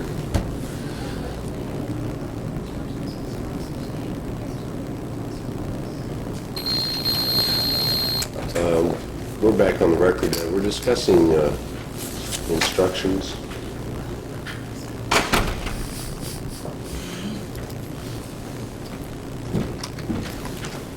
And off the record, Mr. McLeod had indicated that he was satisfied with the instructions except for one part. Did you pick up what he was talking about, Ms. Snyder? I did, Your Honor. What do you have to say about that? The Commonwealth doesn't have an objection to adding knowingly in that spot. Okay.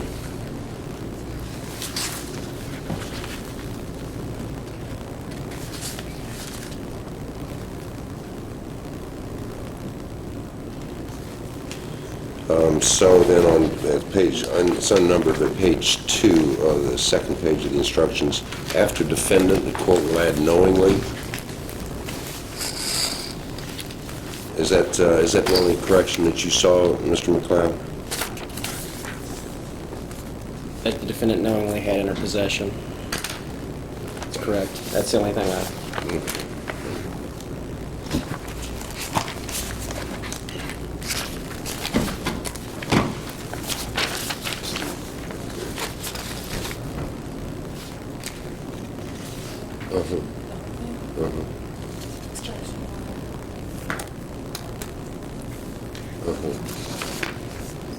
Just do that page, and then, just do that page. And then, just substitute it in, then we'll run copies out. Sure.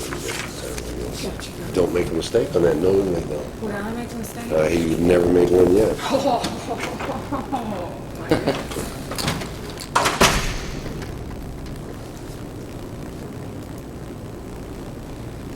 How long do you think you need for your closing, Mr. McLeod? I don't know. I can't imagine it go that long. Okay, well, I'm going to cut you off after 30 minutes, if that's all right with you. If you can talk for 30 minutes on this case. Yeah, you need to cut me off. Ms. Snyder, how do you feel about that? I think 30 minutes will suffice. Okay. I mean, I'll give you a few more minutes if it appears to be creating some Winding problem. down.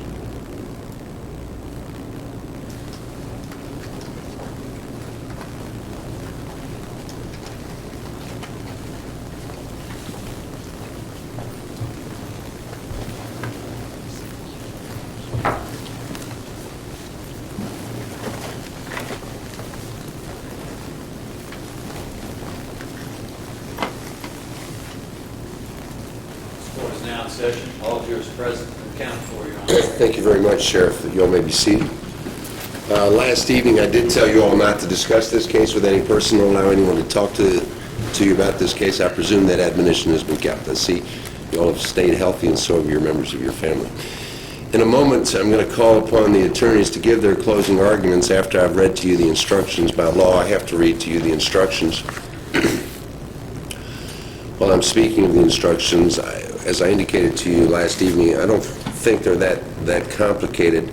However, sometimes at first blush they may seem to be complicated, and I would suggest to you that you would read through these in their entirety after you've elected a foreperson. I would suggest that the first thing you do is elect a foreperson, and obviously, as I've told you throughout these proceedings not to discuss this case, it would be my hope that foreperson would allow you to each and every one of you offer your opinions as it relates to the facts that you've heard from this witness stand. I will provide you with some extra copies of this so that it will make it a little bit more easier. One of the problems is that once this case is submitted to you, as a general rule, I cannot explain any of the words that are contained in here. I cannot explain any of the evidence that you've heard, or evidence that you've not heard.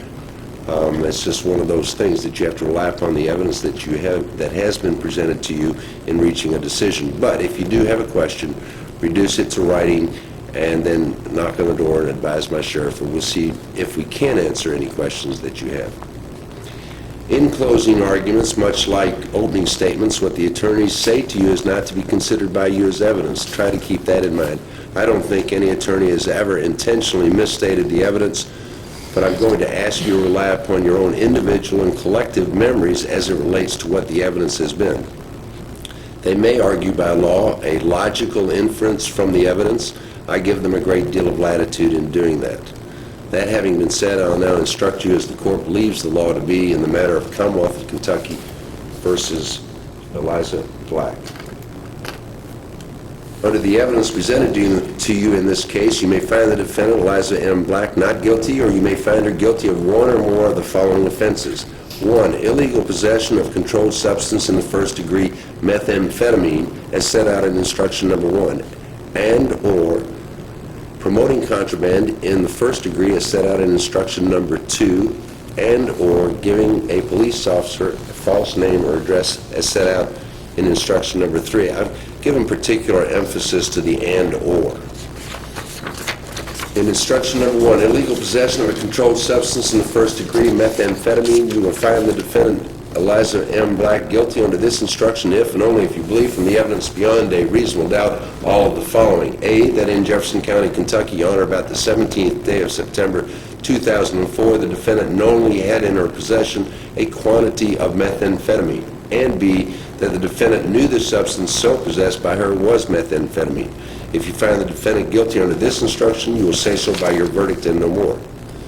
Instruction number 2, promoting contraband in the first degree. You will find the defendant, Eliza M. Black, guilty under this instruction if and only if you believe beyond a reasonable doubt from the evidence that in Jefferson County, Kentucky, on or about the 17th day of September 2004, she knowingly introduced dangerous contraband into the Jefferson County Metro Corrections Department.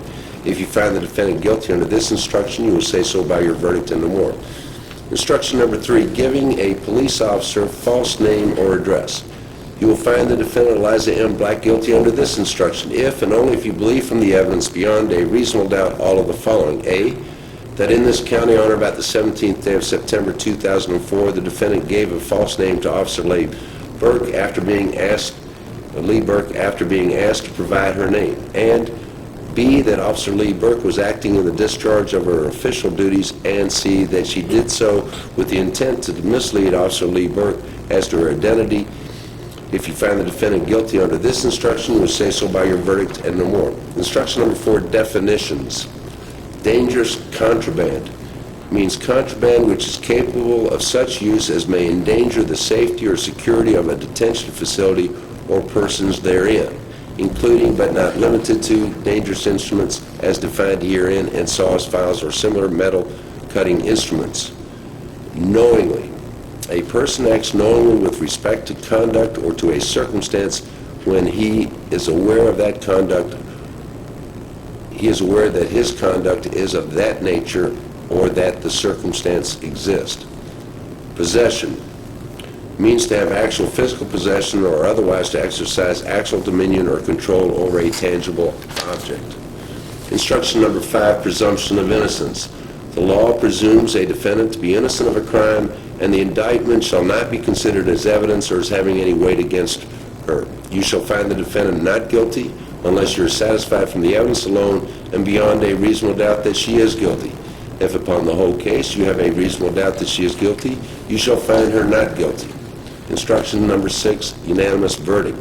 The verdict of the jury must be unanimous as to guilty or not guilty and be signed by one of you as foreperson. You may use the forms provided at the end of these instructions in writing your verdict. And then attached you'll find verdict instructions which correspond with the instructions that I have just read. We will now hear from the defense. Mr. McLeod, you may give your closing remarks. May it please the court? Yes, sir, it does. Ladies and gentlemen. The case is very simple. You heard everyone testify, and it's one of the few cases where you can believe the officer and believe everyone involved, and they don't contradict. Because the officer wasn't there proceeding when the drugs were put in the purse by Miss Martinez. And we don't know where she got them. She worked as a dancer.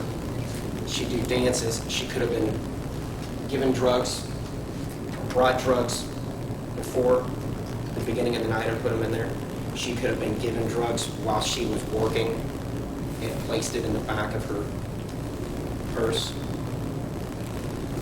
backpack purse. She could have got it as partial payment. A boyfriend could have stopped by. We don't know. But why do we know that Alicia's telling the truth when she says she didn't know they were in there? Well, because her answer is the same to the officer when she says, "Oh, I'm holding those for a friend. They were in the back. I don't know what's in there," is what she's saying. And she says the same thing to the corrections officer when she shows up at the Sally Port. There's no contradiction. She simply didn't know. She didn't know they were in there. And the judge read it, and you're going to have the jury instructions in the back with you. And The state government went through great lengths, which we would have stipulated to, that it's an illegal drug, it's possession, and they brought in the lieutenants and all these people who transported it and tested and everything else. On behalf of the defendant, we don't care, because we didn't know they were there. When she testified truthfully. She's going to tell you, I mean, she told you, and the officer tells you as well, when people have binge warrants, when they're a single mother at that point with 2 children, they're going to lie. They don't want to go to jail. It's human instinct. But when she decided at that point that she was going to jail, what did she do? She asked the officer if she could get her. Because her goal that night, as was every night, was to make money. And there's money in the purse. Her husband had lost his job. He was between jobs as an electrician. She wasn't going to leave the purse and the money that she made that night. She doesn't say, let me get the purse because there's drugs in it. She leaves the purse. The officer testified that she wouldn't have made the nexus between that purse and Miss Black, who's now Miss Collier, Alicia. She wanted that purse because she had worked all night and there was money in it that they needed. That's why we know she didn't know what was in there. That's why she unknowingly had possession of a controlled substance. Unknowingly does not make it illegal.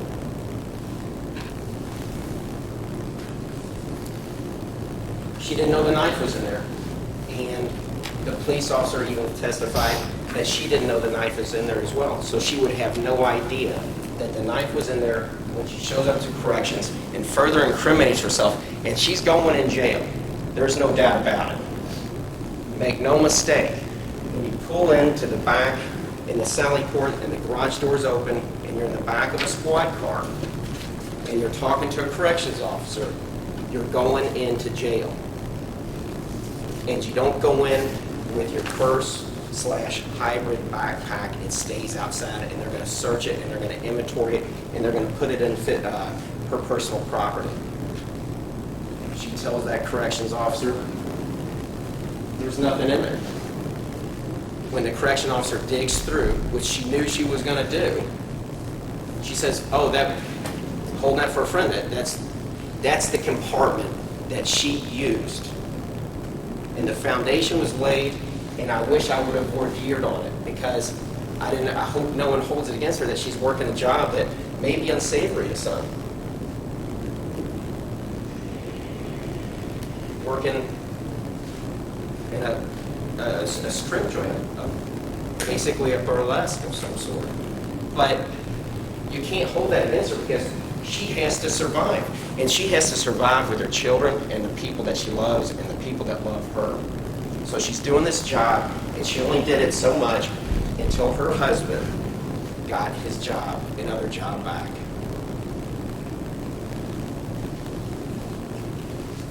Not knowing that the knife is in there doesn't make it criminal either. She got there and told, she incriminated herself. She said, from the stand, she looked at the jury, and as the prosecutor cross-examined her, she said, yeah, I gave her the false name. I don't want to go to jail. I've got responsibilities that have to be addressed.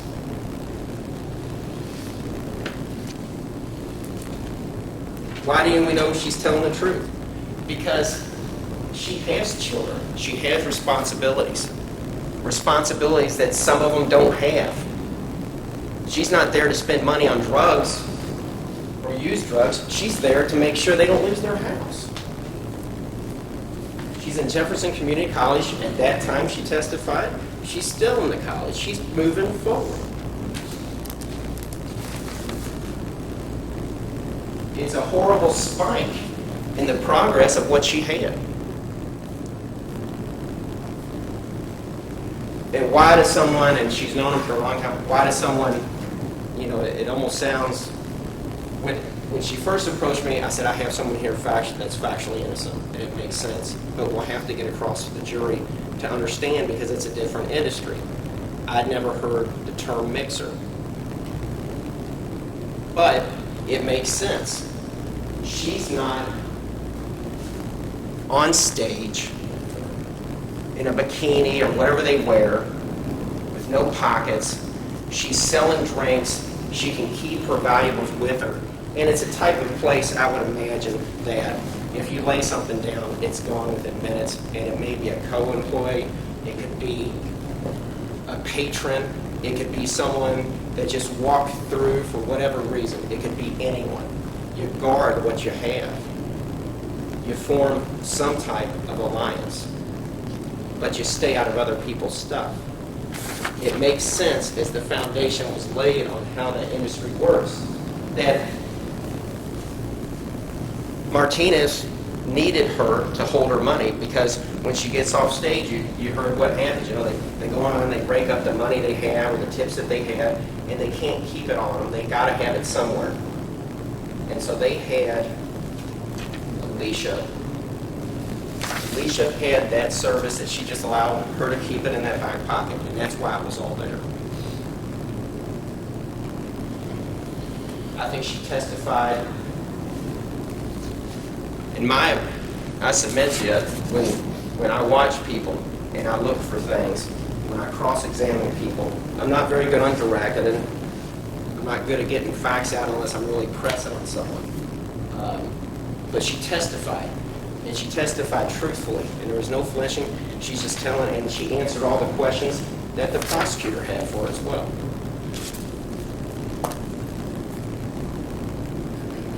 So it puts her in a position now where she sits alone. She had her children. She was doing what she had to do to survive temporarily. She's moved forward, and she shouldn't be punished for something that she didn't know about.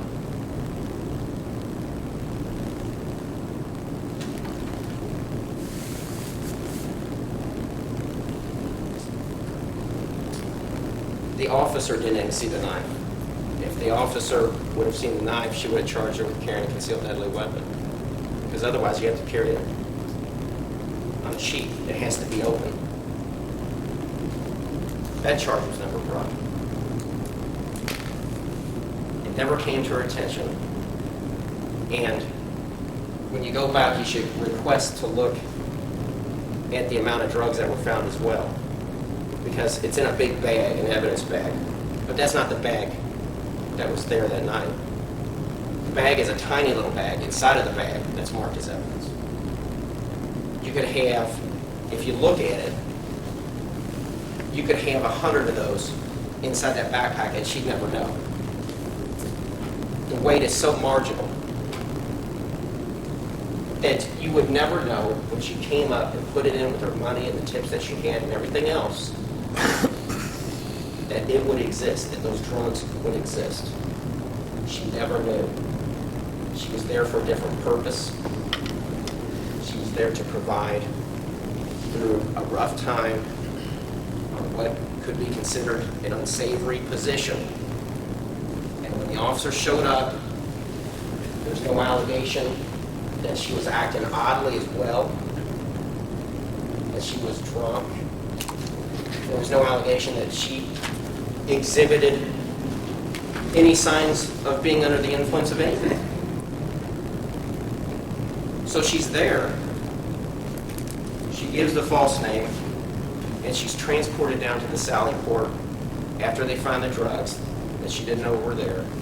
And then she's further charged when the correction officer finds a knife that she didn't know was there. Or certainly would have told her as well.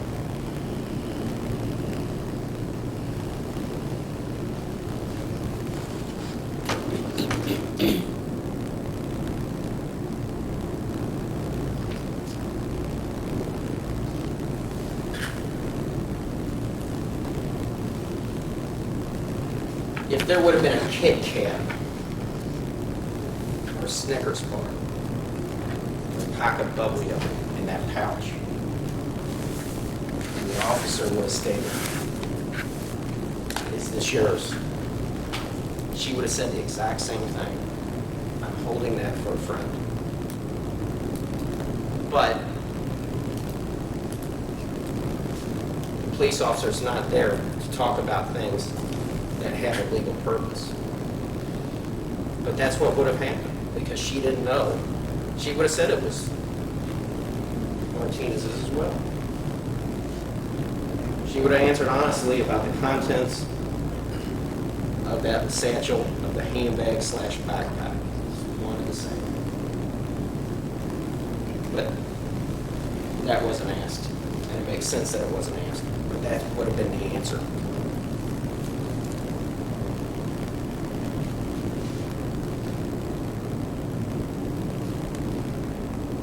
Instruction number 5, and the judge read it, and you'll have it back with you in the jury room, is the presumption of innocence.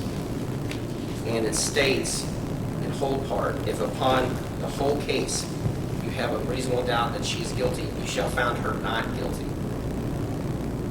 This is the case I submit on the 2 substantive charges of possession and promoting contraband aren't close.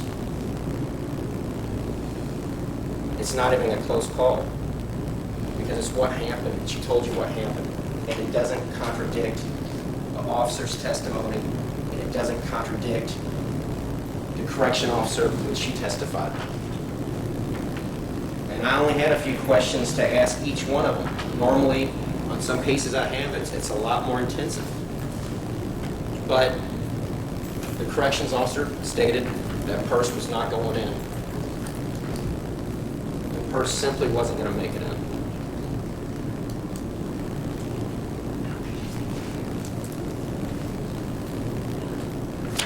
At the very beginning of the case, I laid an outline. I don't think I made any promises specifically, but I told you what the fact pattern I thought would come out. The facts that you'll determine, and then apply the law to. And at the end of it, I stated I'd come back and ask you to find her not guilty on the 2 substantive charges of promoting contraband and possession of controlled substance. She gave the police officer a false name. Under the statute, it was clear she gave him a false name. But she's not guilty of the other 2. And I stand here still, and I ask you to end her nightmare and send her home. Thank you. And thank you, Mr. McLeod. Ms. Snyder, you may give your closing remarks at this time. Thank you, Your Honor. May it please the court? Yes, ma'am, it does. Give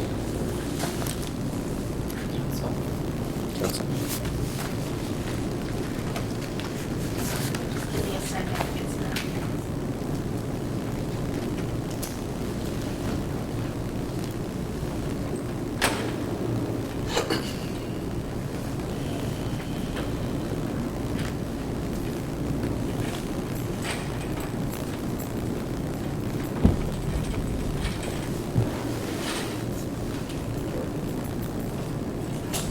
Target.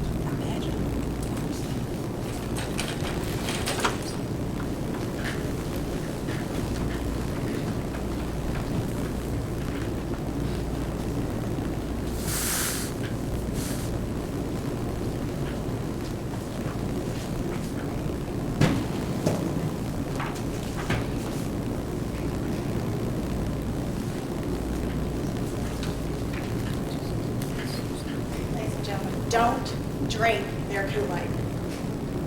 They're making you, they're sitting here trying to ask you to swallow a story. It's not only ridiculous and unreasonable when you look at it individually without all the other evidence, but think about it with the evidence in this case. That's what I want to talk to you about this morning. Okay. So their main claim is that the drug, first of all, it's twofold. The drug and the knife weren't hers. Second of all, that she didn't know they were there. Let's take that first claim first. She testified that the purpose of this arrangement where she kept is Jeanette Martinez's stuff in her purse.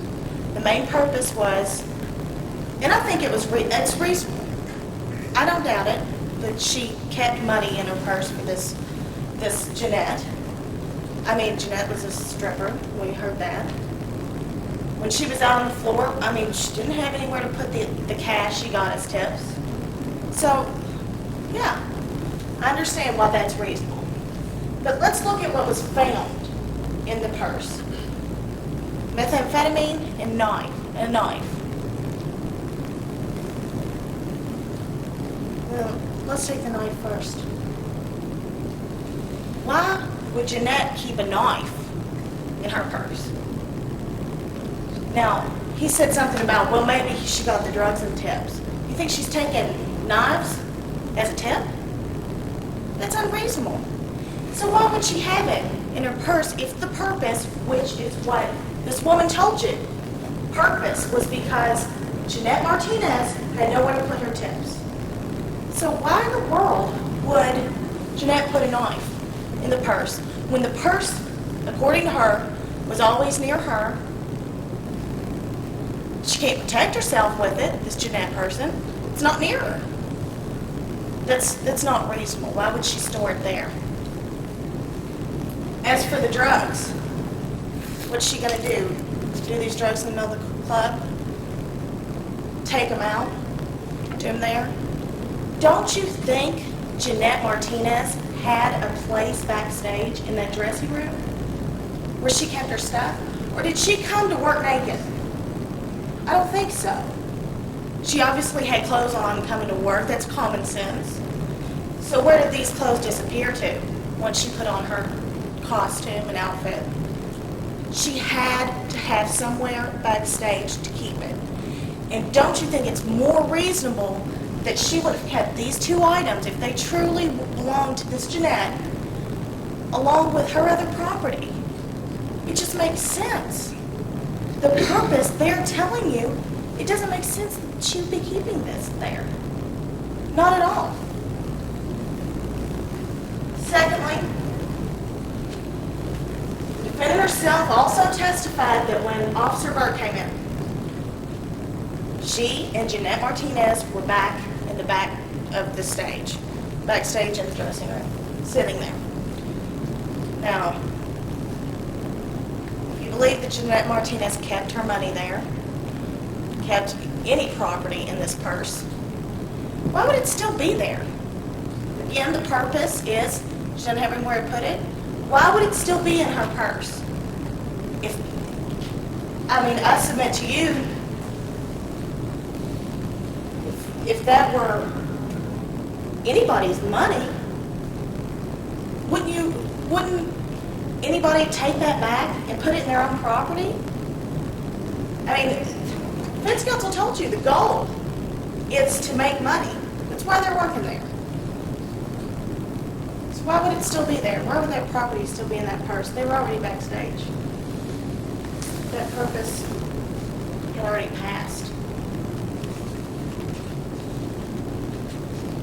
Also, when Officer Berg came in, neither the defendant nor Jeanette Martinez asked for that money that was supposedly being kept in there, along with this knife and these drugs. Nobody asked for it. That was Jeanette Martinez's money. She worked there to make it, and she's going to let this defendant walk out with her stuff when she knows she's going to jail? I don't think so. I mean, the officer said she allowed Miss Black to collect her property. She wasn't fully packed at the time. She allowed her to pack up the rest of her stuff before taking her outside. She wasn't arrested inside. The officer said she wasn't going to do that. She didn't want to humiliate her like that. So why did nobody ask for, either the defendant asked, well, Jeanette's sitting here, I've got some money of hers, can she get out of my purse? Why didn't Jeanette ask? Because it wasn't hers. She no longer, if she ever had any property in there, it's gone by then. Also, you're going to have to believe to believe her story that out of all the things in that bag, and it said it's a purse/backpack type thing, where she not only keeps regular things she would keep in her purse, like money, but she also keeps her clothes and her makeup. Now, out of all the stuff in that bag, isn't it convenient that the two things leading to charges today, they happen to be somebody else? What a coincidence. Just, anybody see the irony in there?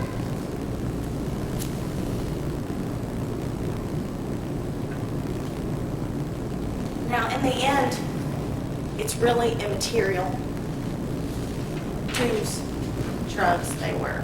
We talked about in jury selection the concept of possession versus ownership. The drugs and knife, it doesn't matter to me for the possession element of both the contraband and the drugs, whether they belong to this Jeanette Martinez or whether they belong to the defendant, because the defendant had possession. They were in her purse. The purse she admitted was hers. The purse she told you that she kept with her constantly. The purse that when the officer came in, she took no problem in, stuffing it with the rest of her stuff, grabbing it without hesitation. Judge, I'm going to check. Overruled, I'm going to lie.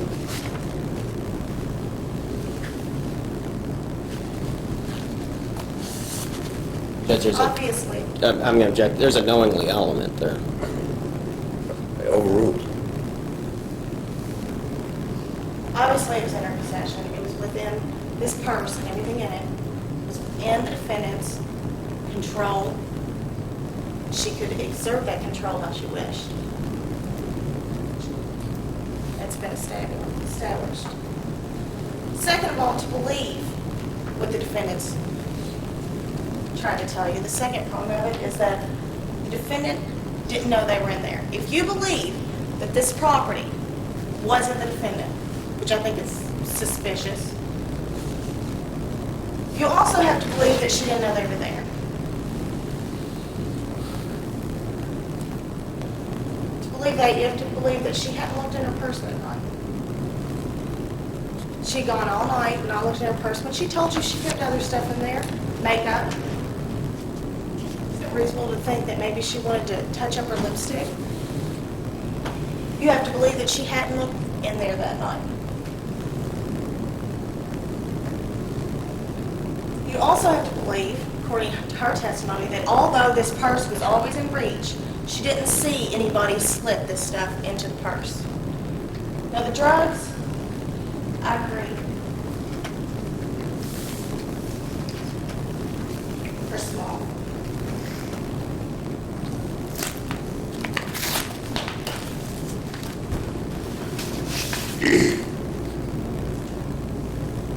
It's not the big bag, it's the small bag.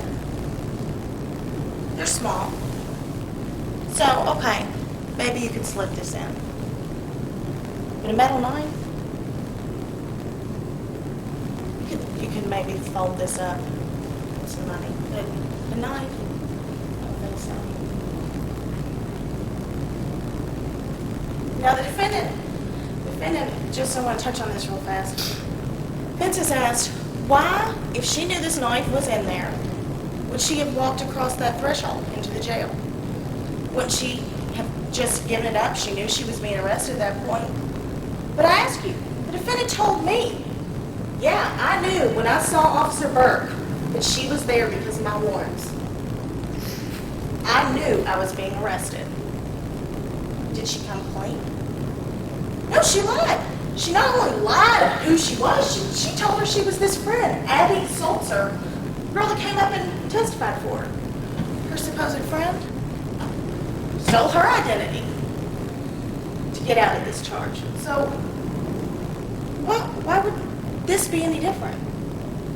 Why suddenly, when she gets to the jail, would she be reasonable in what she lies about? Because the defendant was told by Officer Berg after the first lie, this is a criminal offense. to lie about your name to a police officer. She was advised of that. Did she reason it out and say, you know what, this isn't working, you better come clean? No, she lied again. It's no different. The knife is no different. Okay, so that's just looking at her story. She got up here and told alone without looking at the evidence. Now I want to look at the evidence, the most important piece of evidence, which proves she knew. And that's what she said. I think defense counsel in his closing said that she said, that's not mine, I'm holding it for a friend. She said that on both occasions, the same exact excuse. But he also went on and said that she said, I didn't know they were in there. No, she didn't. There was no testimony to that. She stopped at, that's not mine, just holding it for a friend. Now, let's take that apart. First impulse that she felt when she saw, the officer testified that she said it as soon as she brought those drugs out. Her first impulse was to deny ownership. There's nothing in that statement that expresses any surprise at seeing what it is. Why not? She truly didn't know that these drugs were in there. Why wouldn't her statement have reflected that knowledge? Instead, she said, that's not mine immediately.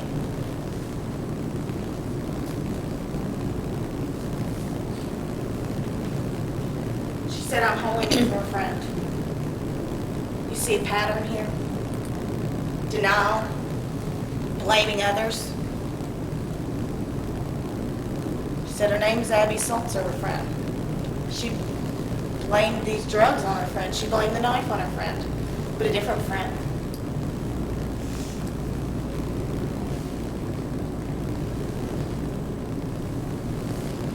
Now, as to the drugs,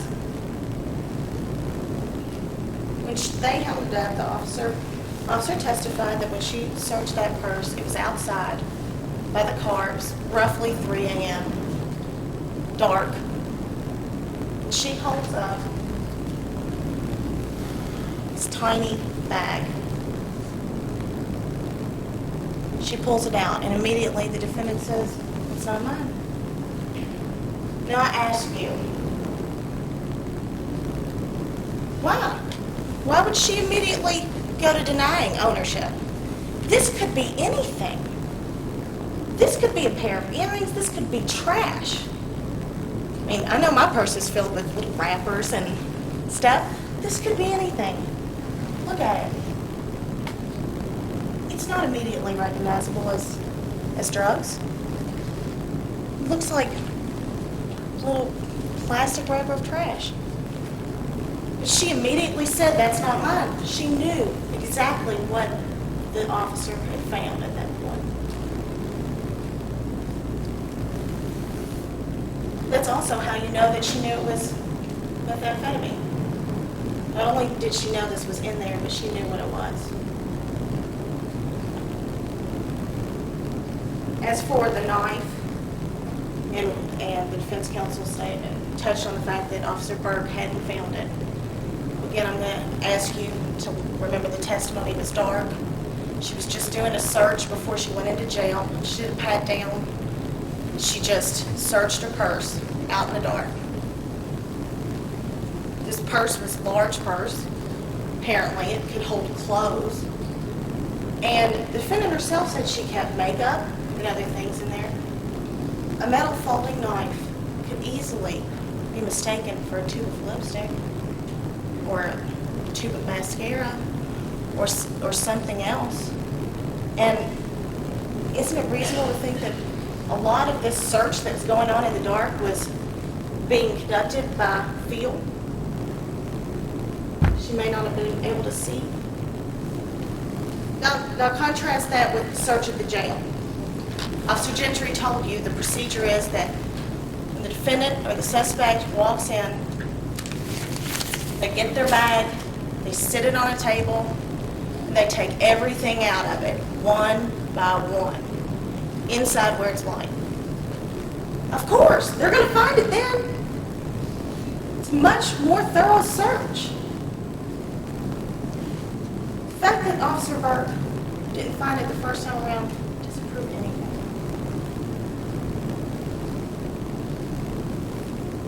Now I want to talk about the last part of that statement, just real quick. Holding. I'm just holding it for a friend. Think of the word holding. I'd say it equates with keeping. Don't you think the underlying implication of that word is that you know you're doing something? I'm holding it for her. It implies knowledge. And there's never, well, I won't say never, but it would be very rare for anyone to speak in terms of their knowledge. It's human nature. You don't go around saying, I did this and I know I did it. Knowledge has to be implied from the evidence. And the best evidence, and the evidence that proves she knew it, is what she said, her first reaction. Where first of all, she followed her old ways, denial. Then she went on to say, I'm holding it, showing that she knew there was something to hold.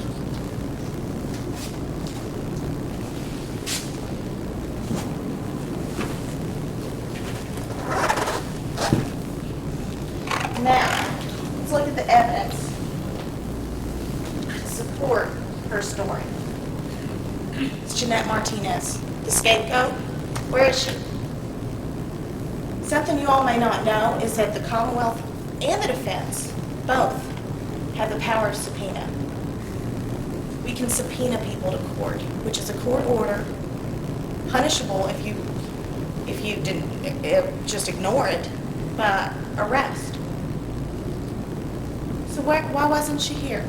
I mean, the defendant stated they were no longer friends, so it's not like she was going to ruin a friendship by subpoenaing her in here to tell you all whose those drugs were. I'll tell you why she wasn't here. That's because the defendant's story holds a lot more water when that scapegoat's not up here to contradict it. They didn't want anybody to get up here and ruin it. That's why she's not here. Now, the testimony of Abby Sulzer. What did that add? I mean, she stated she knew nothing about the purse, nothing about what was in it that night, and nothing about what was in it belonged to. Had nothing to do with anything. It didn't show anything.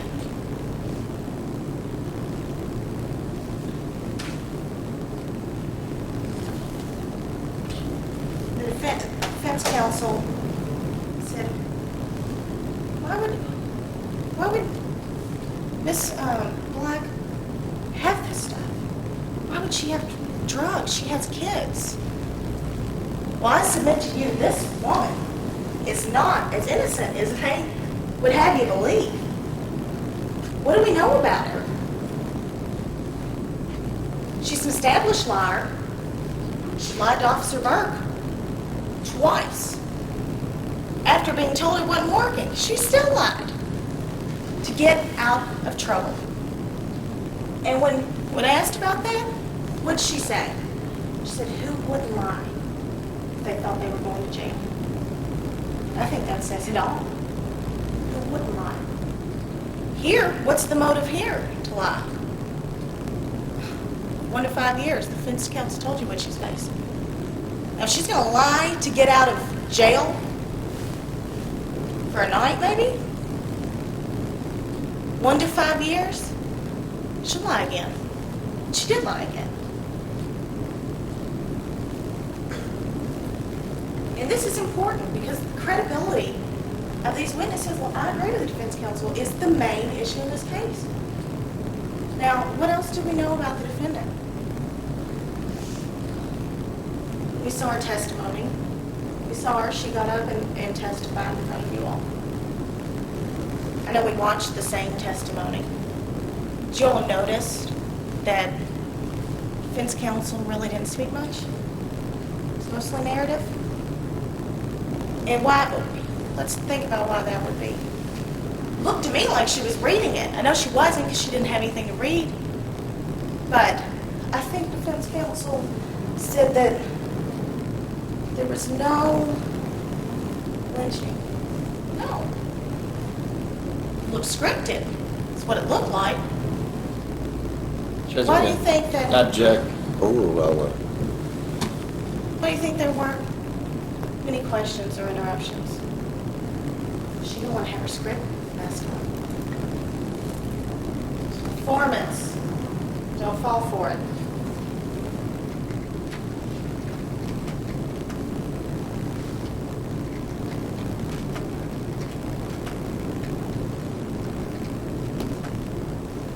She also, on the stand, she was doing her direct testimony. She said, oh, I never looked in that part of the purse. Never.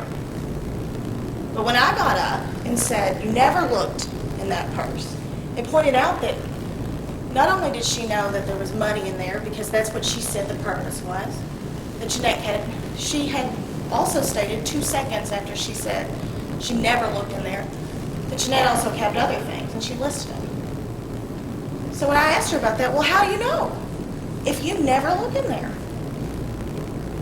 She backed off. It's no longer never.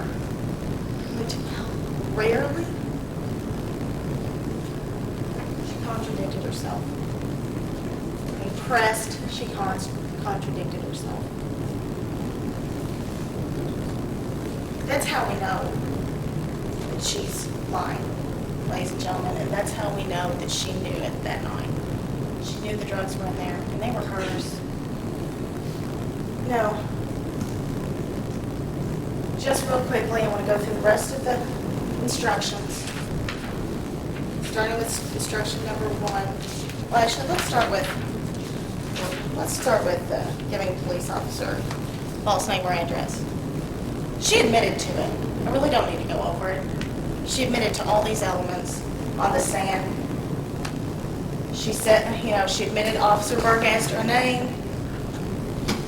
Officer Berg told you she was sent there in the discharge of her duties. And she admitted that she lied about her name to mislead the officer about her identity.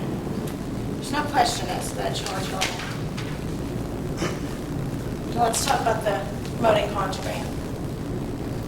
One of the elements is defendant introduced contraband into the jail. Defendant herself didn't assert that the knife wasn't in her purse. You heard the testimony that once you cross that threshold, that you're inside that jail. Now I also have to prove that it was dangerous. Contraband was dangerous. It's a knife. It's common sense. A knife is dangerous. But even if you don't think it's common sense... Can we approach first? no, sir, overruled.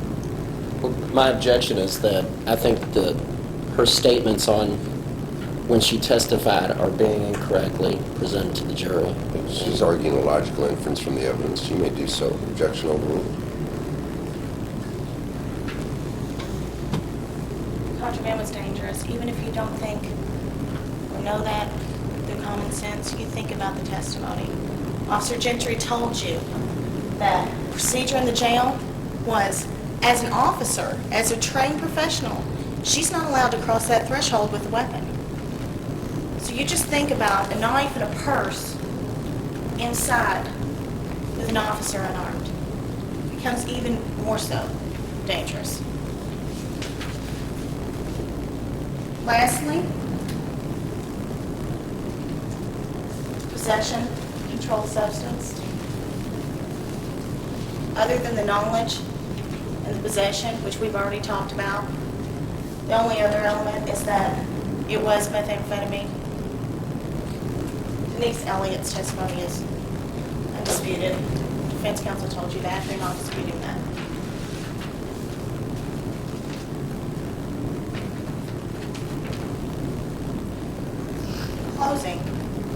I want you to go back to that jury room. Use your common sense. It's allowed. You have to use your common sense. Otherwise, how do you interpret this evidence? Use your common sense. Think about the defendant's story, the plausibility of it. Think about it combined with the other evidence in the case. And think about the credibility of the witnesses. We've got the defendant who lies about her name to get out of being arrested on some bench warrants. Lied once, would lie again, because who wouldn't lie, according to her? And we've got the officers that had no motive to lie whatsoever. None at all. And I want you to think about that and come back and hold the defendant accountable. Possession of methamphetamine, promoting contraband in the first degree, and knowingly giving false name or address to a police officer. Thank you. Thank you. Thank you, Ms. Snyder. Sheriff, if you'd step around, please. As you know, only 12 of you will have the opportunity to deliberate on this case. My sheriff is now drawing your number from the box of instructions. That's the only evidence that's been.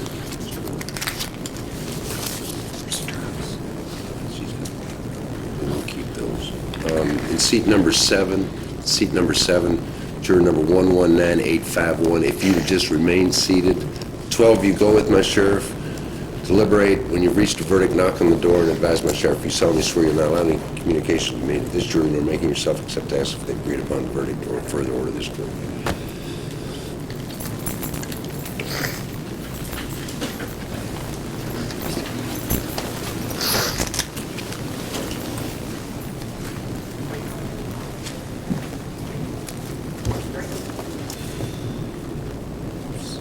Juror 119851, if you'd step forward, please.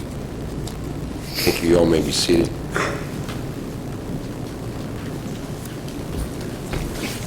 I don't know whether to be happy or sad for you. I don't know whether to be happy or sad for you. Now, you don't get a chance to deliberate. As I've told you throughout these proceedings, not to discuss this case now, you may talk to any person you wish or not talk to them, depending upon how you feel about it. I'd ask that you return to the jury pool room and await further instructions there. Thank you so much for your service. Thank you. Anything for the record, counsel? No, Your Honor. Mr. McLeod? Stay around here for at least 30 minutes for that first question, all right? For the first question. This court will stand in recess pending the jury verdict. Alicia? Yeah, come back. Just come back. Get your food and come back. Okay. Hurry. Okay. Bye.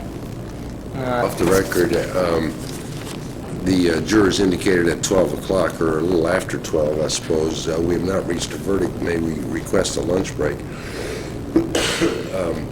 I have talked with both sides off the record, and neither has any objection to them taking a break. However, part of the obligation, Ms. Black, is that you can say that they can continue with their deliberations, and I can order lunch. The only problem with that is it's going to take a couple of hours for them to get lunch, but we can always take a break. But I wanted you to know, and your attorney's going to consult with you now as it relates to what your feelings are. If you would, Mr. McLeod, talk to your client. Mr. McLeod. Judge, we've consulted. Pardon? We're in agreement. Well, my sheriff just advised me they've reached a verdict, so I mean, I guess it's all sort of moot. So we've got everybody here so we can bring the jury out. The officer did want to be here for the verdict. I hate to hold it up. We're not holding them up anymore. I mean, these jurors are starving. They've gone beyond the call of duty. Your officer is out working on duty. I don't know where she is. She's 10 minutes away. I told her to keep within 15 minutes. But we'll just go ahead. I don't want him to wait any longer. Well, she could be here for the potential second portion, assuming there was a second portion.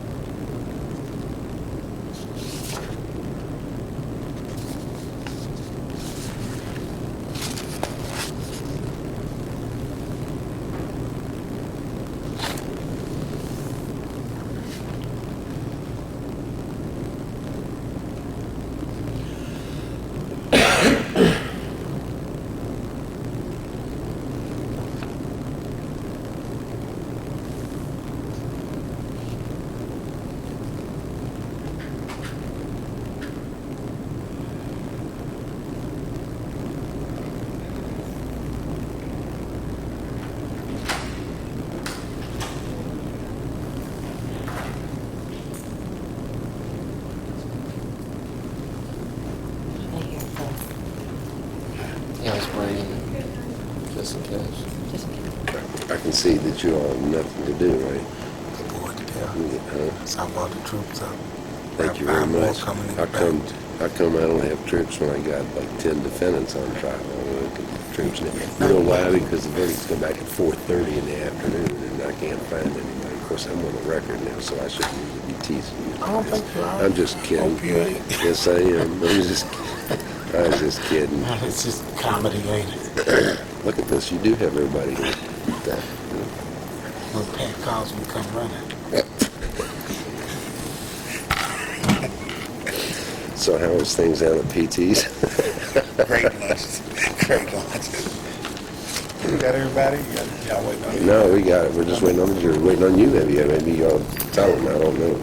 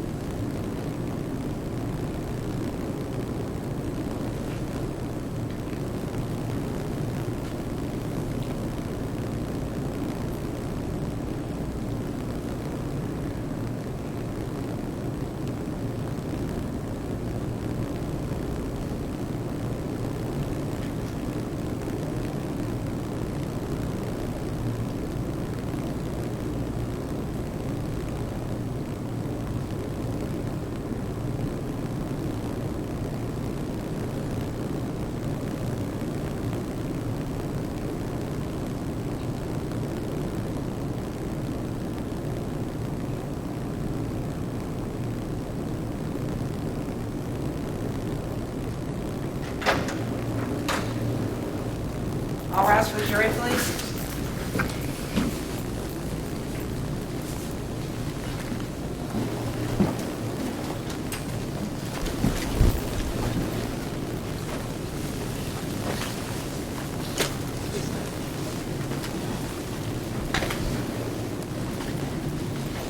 You may be seated. Jurors are on first. Thank you very much, Sheriff. I see that one of your number has some papers. I would presume that you acted as the foreperson during these proceedings. Is that correct? Yes, Your Honor. Would you hand the verdict to my sheriff for the court to publish to the parties?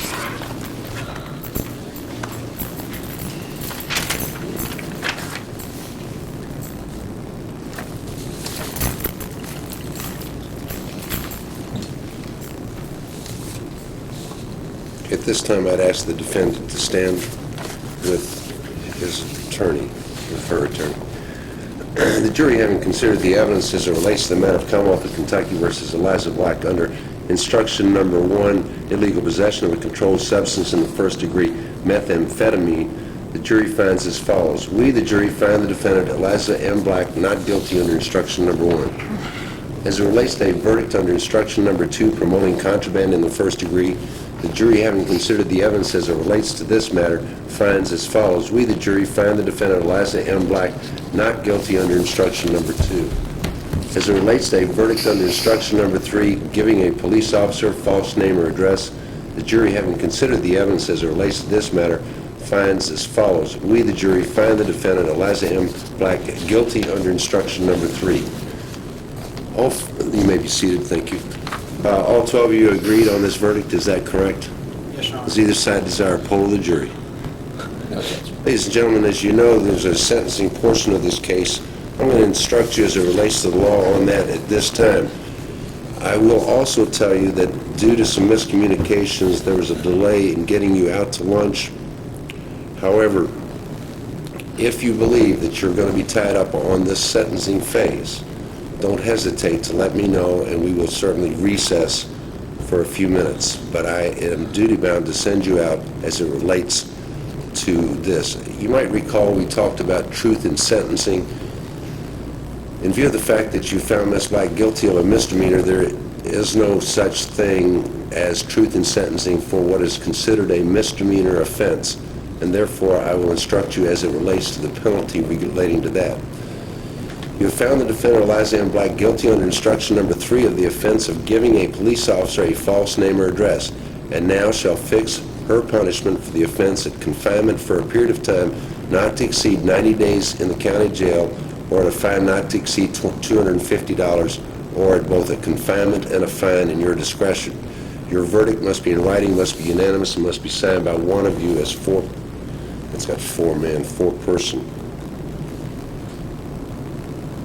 So I'm going to ask that you go back now into the jury room and see if you can reach a decision as it relates to the penalty in this matter. Sheriff, if you'll escort the jurors back, and if you do want to take a break, please let me know. Let me make sure I've got the right thing here, Sheriff.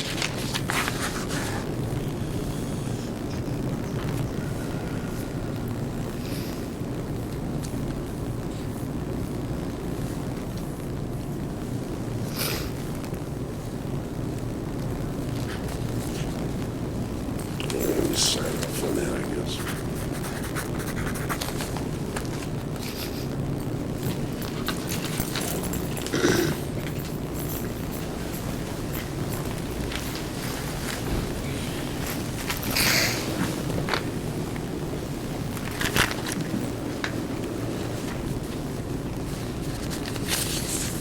Anything else for the record?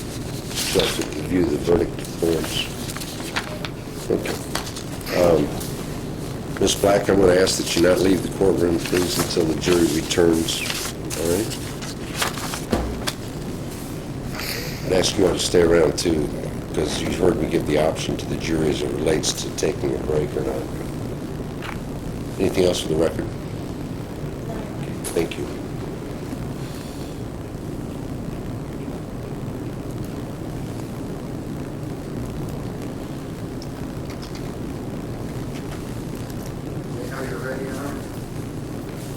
Yeah, the jury is ready.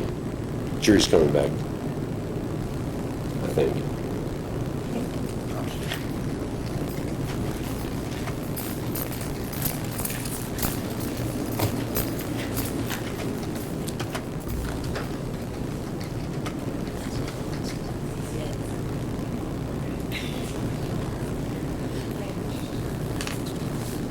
You hungry? They were waiting until... Thank you. Stay. Yeah.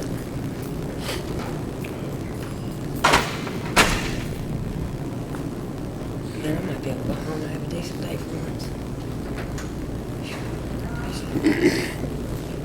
What they do, I was saying.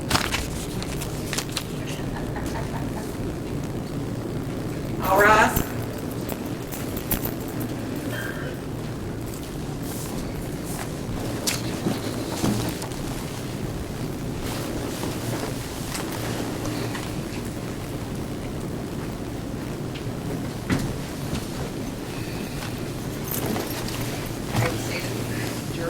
Thank you very much, Sheriff. Juror 115292, is that right for the record?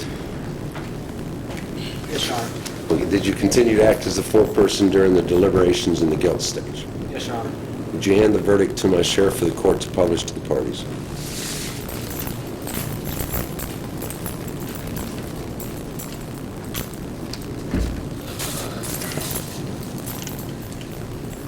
jury, having considered the penalty as it relates to the matter of giving a police officer a false name, finds as follows. We, the jury, fix the defendant Liza M. Black's punishment of both jail, 90 days, and a fine of $250 on the charge of giving a police officer a false name or address. Have I read that correctly?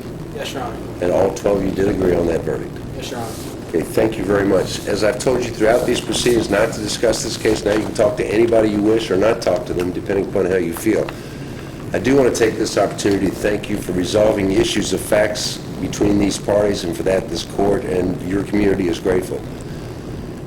I hate to send you back to that jury room just for a minute, but I'd like to informally discharge you and talk to you just a little bit more if I could. It'll only take a couple of minutes, all right? So if you would return once more to the jury room, and I will informally discharge you back there. After I've discharged you, you may return to the jury pool room. Well, you go to lunch, all right? Don't even go back there. I'll take care of that, all right? I'll tell them. And then just call them tonight, all right? Okay. Thank you all very much. All rise for return, please.